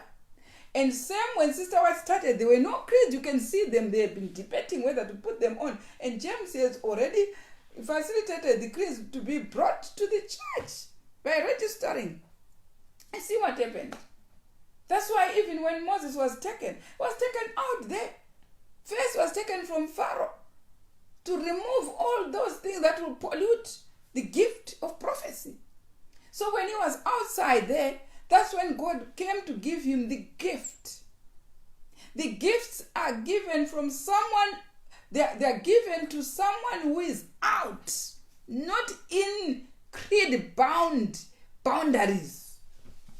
But you have to be out of the boundaries where there are creeds. This is what I'm reading there. So that those who do not want creeds will join, and God will give the benefit of the doubt, the gift of prophecy.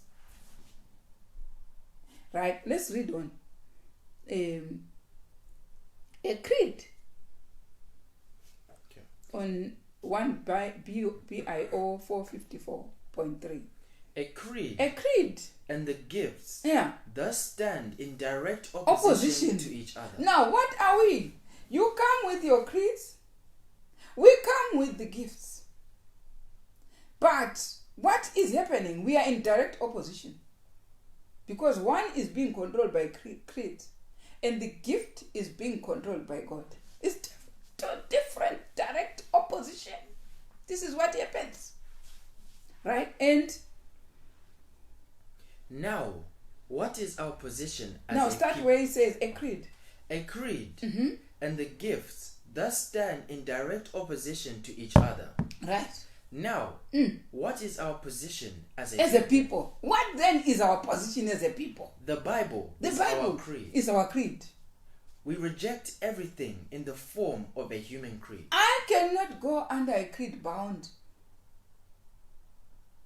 place and survive, because I won't be bound by the creed. I'm bound by the spirit of prophecy, the gifts. So if you bring the creed, the spirit of prophecy, the gift of prophecy is taken off. If I need the gift of prophecy, I have no creed. No creed. And we take the Bible. We take and the the Bible. gifts of the Spirit. Right. Embracing the faith that thus the Lord will teach us from time to time. Right. We wait without a creed. Right? And in this, we take a position against the formation of a creed. We do not want any formation of a creed at all. Right? We are not taking one step in what we are doing Right. toward becoming Babylon. Not. For to take a creed is to become Babylon. This is from quotation of 1 BIO 454.3. No creed. As long as you say, I have a creed, you know exactly you're Babylon. That's what he's saying.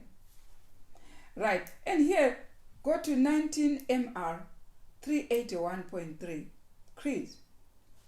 Creeds and false doctrines are popular and all-pervading to leave the minds of the world with the drinking of the wine of Babylon, Right? the most deadly heresy. Now, creeds and false doctrines are popular. Once you have a creed, and the false doctrine will be upon you. And all pervading to leave the minds of the world with the drinking of the wine of Babylon. When he says Babylon is drunk of the wine, it's meaning these creeds. And the most deadly heresy. Whatever is put in those creeds, deadly heresy. That's what the spirit of prophet says. And what? Here, the Adventists who were coming from Sister White, I told you, if you believe you are Adventist, you are believing in the coming of Christ. That's the meaning of Advent. Right. So if you are an Advent believer, you are an Adventist. So what is here? In 1 BIO 288.1.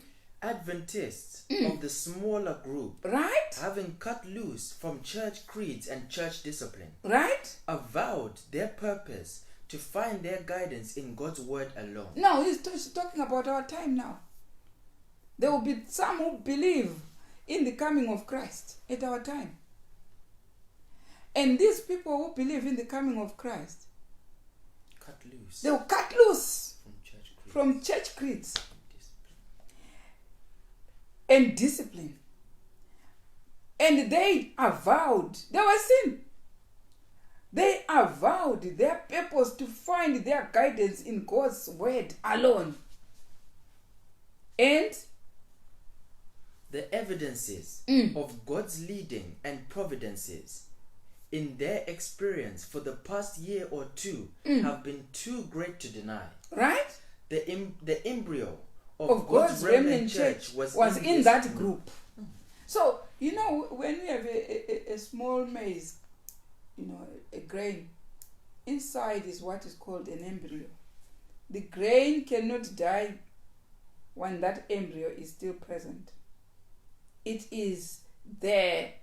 And once you want that embryo, remove the creeds. The creeds will take off the embryo. But when they are vowed to say we will unite without creeds, then inside was an embryo. An embryo of God's remnant church was in this group. It started from the time, Sister White says, it started from that time. Those who said no creeds.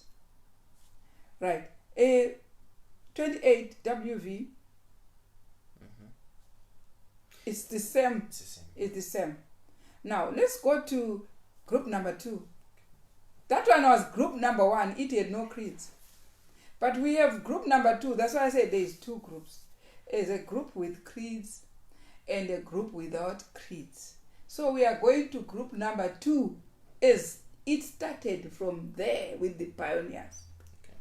Okay. Elder Butler Elder Butler was a president. Right? And Elder Smith are men who, had they been where God would have them. You are tired.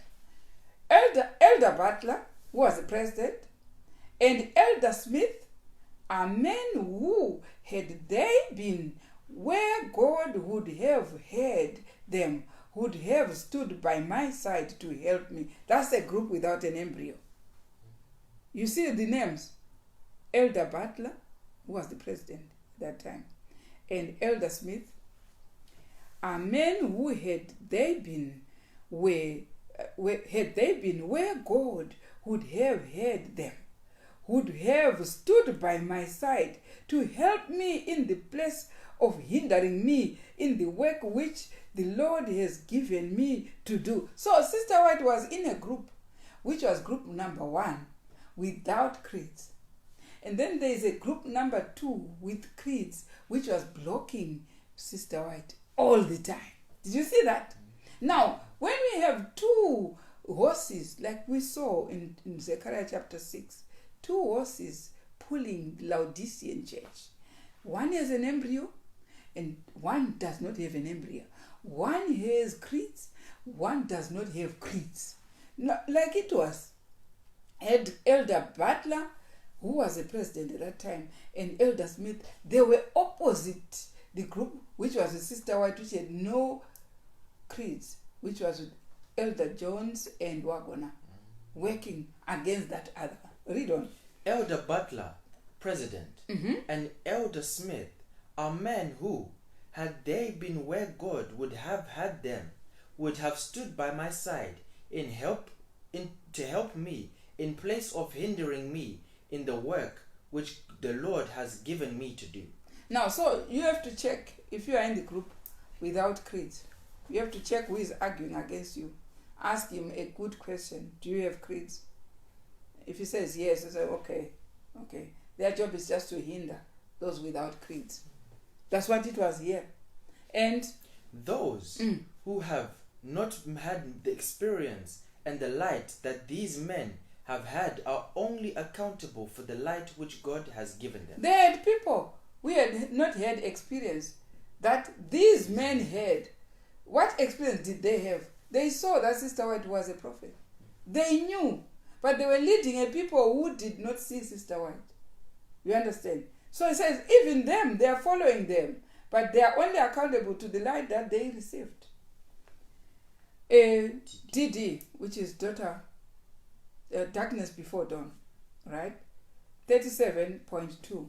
But God will have a people right upon the earth to maintain the Bible and the Bible alone. Now, even up to the end, Sister White has professed to say, God will have people who will break loose of these creeds, who will have the Bible and the Bible alone, and as the standard of all doctrines, right, and the basis of all reforms. The opinions of learned men, the deductions of science, the creeds of decisions of ecclesiastical councils, as numerous and discordant as are the churches which they represent, the voice of the majority, not one nor all of these, should be regarded as evidence for or against any point of religious faith. Before accepting any doctrine or precept, we should demand a plain "Thus saith the Lord" in its support. People should be, the opinions of these learned men, it says, before they say anything to you, say, where is it in the Bible? Do not accept people who come and say, beware, beware, be careful, without any text. Say, where is it in the Bible? Because we have known there are 2 sects.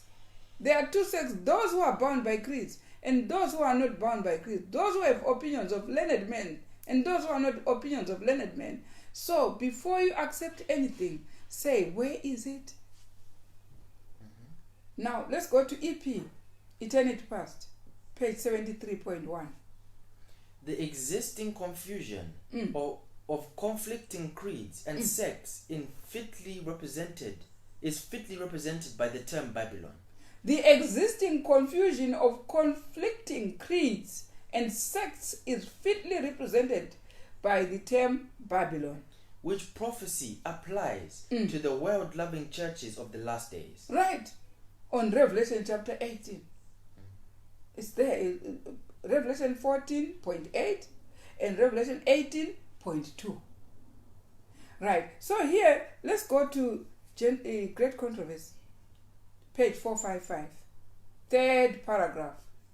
The reason why he does not oftener choose men of learning and high position to lead out in the reform movements is that they trust to their creeds. Right. You understand the reason why the truth which will make us righteous, the sealing process won't be coming through these learned men.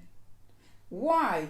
The reason why he does not oftener, is God, does not oftener choose men of learning and high position to lead out in reform movements is that they trust in their creeds, theories and theological systems, and these large words. And God oftener does not use them. And feel no need to be taught of God. There's no need, because I've got so many books, doctorates, and whatever. And God says, okay, and your creeds and everything, and theories and systems, theological systems. It's because you have got all this. God will bypass and use someone empty, like it was with Moses. Moses still had books and large books, learned in the house of Pharaoh. But God had to take him out there to empty all these theories, everything, so that he comes and him alone is used by God, not with books, not with anything, right? Only those who have a personal connection with the source of wisdom are able to understand or explain the scriptures. Men who have little of the learning of the schools are sometimes called to declare the truth. Right? Not because they are unlearned, but because they are not too self-sufficient to be taught of God. Hey, you are called by God to explain and to make all these English words when even we are not an English person. But God will give you wisdom in whatever you can to explain. You remember when we were talking about prophets there, they say even when the prophet is not educated, is made to speak in a way comfortable to his tongue or her tongue. Right. So here, men who have little of learning of the schools are sometimes called to declare the truth. Not because they are unlearned, but because they are not too self-sufficient to be taught of God. They learn in the school of Christ. They are just in the school of Christ. And their humility and obedience make them great. Right. It's because of that humility that I know nothing. God, teach me more. Please. God doesn't use someone to say, I have this. I did pass on that year. I did a doctorate. I've got a cap of wisdom. I've got what you can go and hang with those caps. But God will want someone into the school of Christ.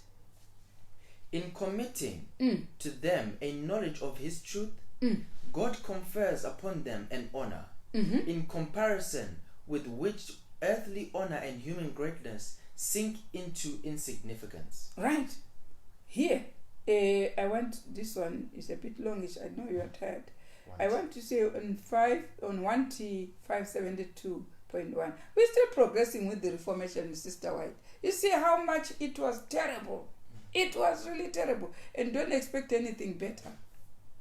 Right?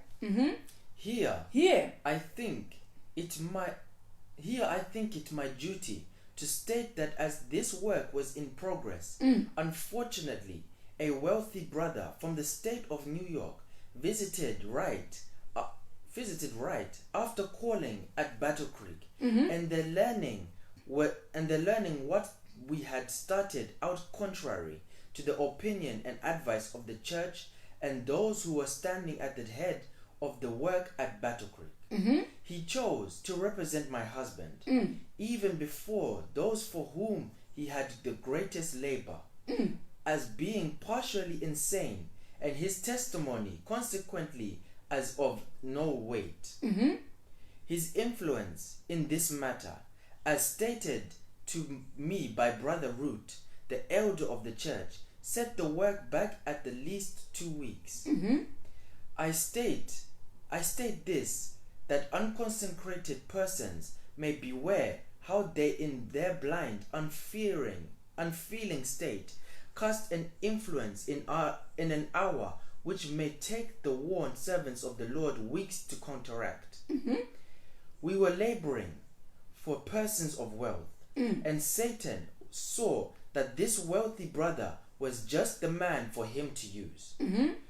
May the Lord bring him where he can see, and in humility of mind confess his wrong.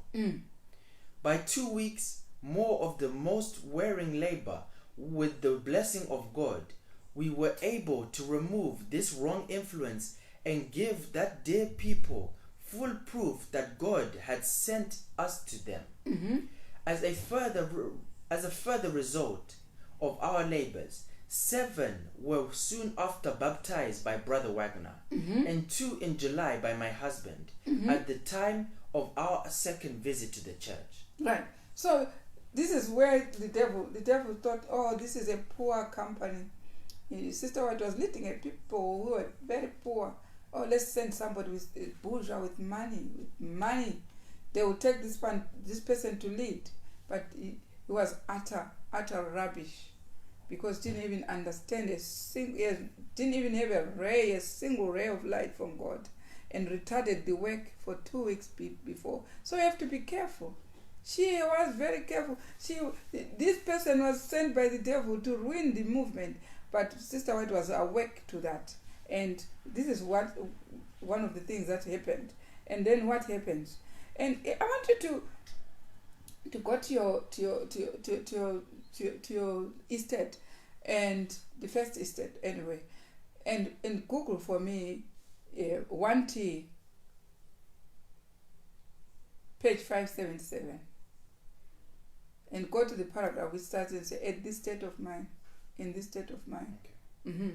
In this state of things, it was decided that we would return to Battle Creek and there remain while the roads were in a muddy, broken up condition. Right. And that I would there complete number 12. My husband was very anxious to see his brethren at Battle Creek and speak to them and rejoice with them in the work which God was doing for him. Right. I gathered up my writings and we started on our journey. Right. On the way, we held 2 meetings in Orange and had evidence that the church was profited and encouraged. We were ourselves refreshed by the Spirit of the Lord. That night, I dreamt that I was in a those people who were fighting him. I said there were 2 classes. Now look what she's dreaming of now. Let's hear the dream. That night, I dreamt that I was in Battle Creek, right, looking out from the side glass at the door, and saw a company marching up to the house, right, 2 and 2. 2 and 2. They looked stern and determined. Right. I knew them well and turned to open the parlor door. To receive them. I wonder if you can guess which company it was. It was that company which was opposing her, isn't it? And they were marching. And you know who these people were. Uriah Smith, Butler, everyone. They were now marching. And what happened? I knew I knew them well and turned to open the parlor door to receive them. Right. But thought I would look again. The scene was changed. The company now presented the appearance of a Catholic procession. Now, instead, in a dream, she's now seeing, instead, these very people who were her company, now have changed into what? A Catholic procession. Oh, why? One bore in his hand a cross. Right. Another a reed. Right. And as they approached, the one carrying a reed made a circle around the house. Right. They came and circled that publishing house, saying 3 times. 3 times. This house is proscribed. We have taken this house over. The goods must be confiscated. And the goods should be confiscated. They have spoken against our holy order. They are speaking against our holy order. Terror seized me. And Sister White was scared.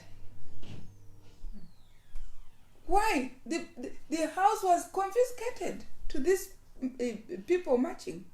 And I ran through the house, out of the north door, and found myself in the midst of the company. some of whom I know, some of whom I knew, but I dared not speak a word to them for fear of being betrayed. Now, what she had seen, she is now looking at the company who God has shown them. They are no longer Adventists, these people. What they are in a Catholic procession. They are no longer.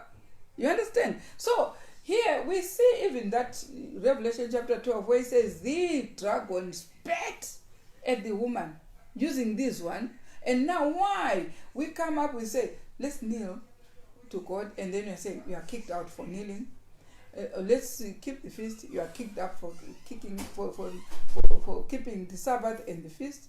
Let's do this. Everything God is unrolling. You are kicked out for that. We know this company. It progressed. The company progressed until we have it today. The company. They made sure. You remember when persecution was occurring in Jerusalem? Say the dragon, after the woman fled to the wilderness, the dragon changed tactics. Let's befriend them. Let us be friend to them. Instead of the killing wasn't working. The dragon is one person who knows that you kill someone who is a reformer, it doesn't work. So the only thing that works to the dragon is befriending the person and making sure you make them compromise somehow. Unless we learn to avoid compromising, we will never make it. We will never make it. Now, read on in page 581T, first paragraph. Okay. At Battle Creek, we met reports which had been put in circulation to injure us. Right? But so there were reports to injure Sister White. There at the headquarters. And what? But which had no foundation in truth. They are all lies. Letters had been written by some making a temporary stay at the Health Institute and by others living in Battle Creek to churches in Michigan and other states expressing fears, doubts, and insinuations in regard to us.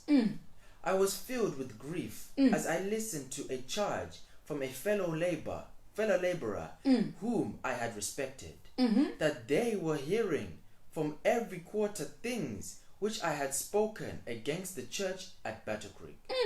I was so grieved that I knew not what to say.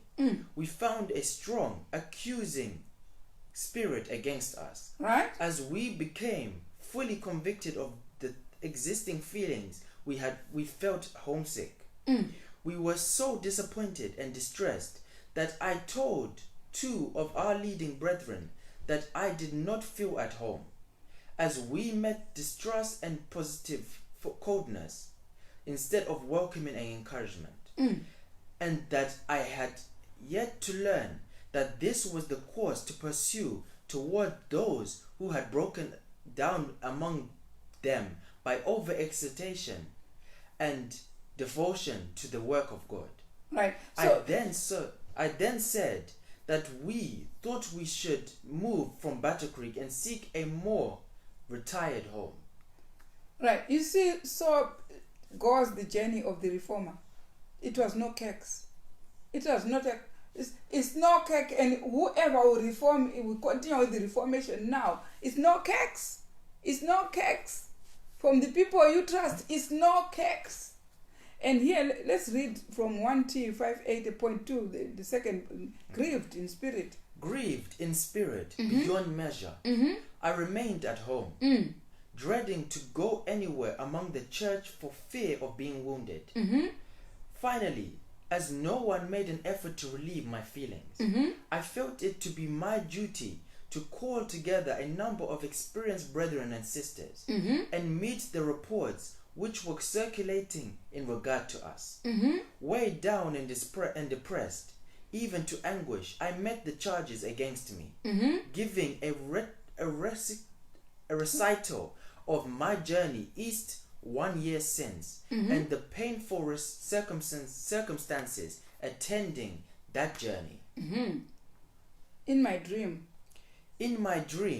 I was passing around the houses of our brethren. As we were about to enter, we heard voices engaged in earnest conversation.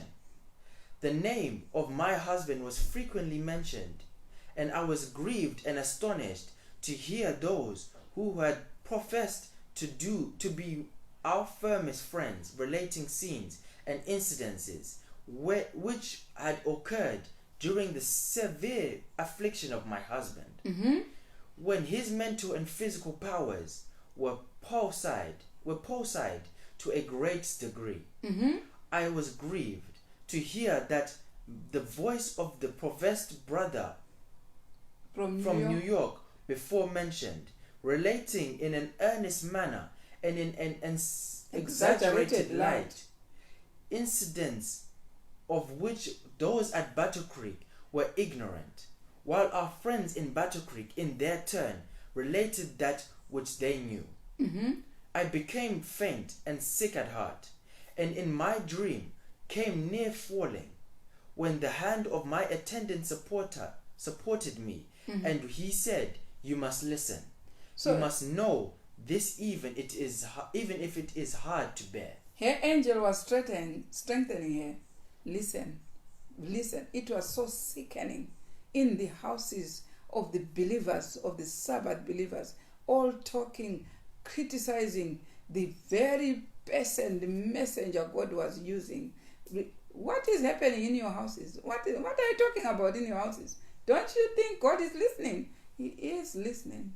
Yeah, He is listening. When the message is finally going through this generation, what are we talking about in our houses? Are we talking about messengers who are sent by God to spread this message? God is chronicling everything in black and white. We will better able to understand it when we are saved. We will be, and here, that is a small paragraph in 1T570.3. At the several houses we approached, the same subject was the theme of conversation. It was their present truth, said I. Oh, I did not know this.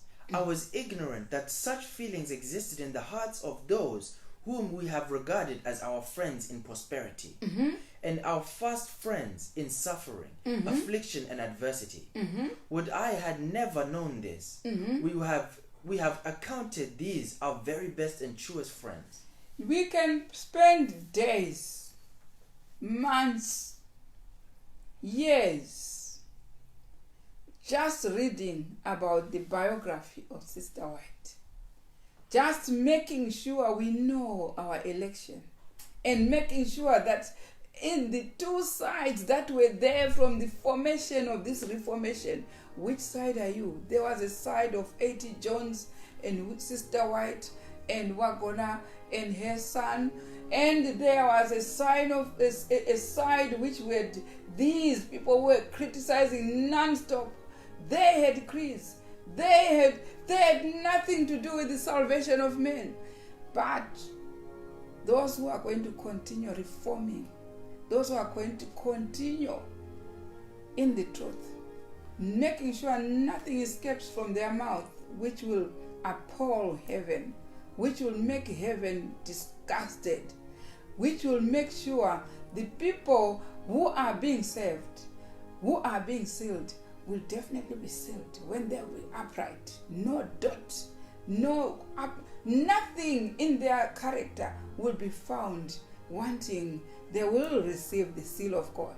But it's our duty to read more about the history. It's our duty to find out what was happening, so that when we continue, we are confident of what we are doing. May God bless us all. May God bless each truth seeker to find an election sure for the kingdom.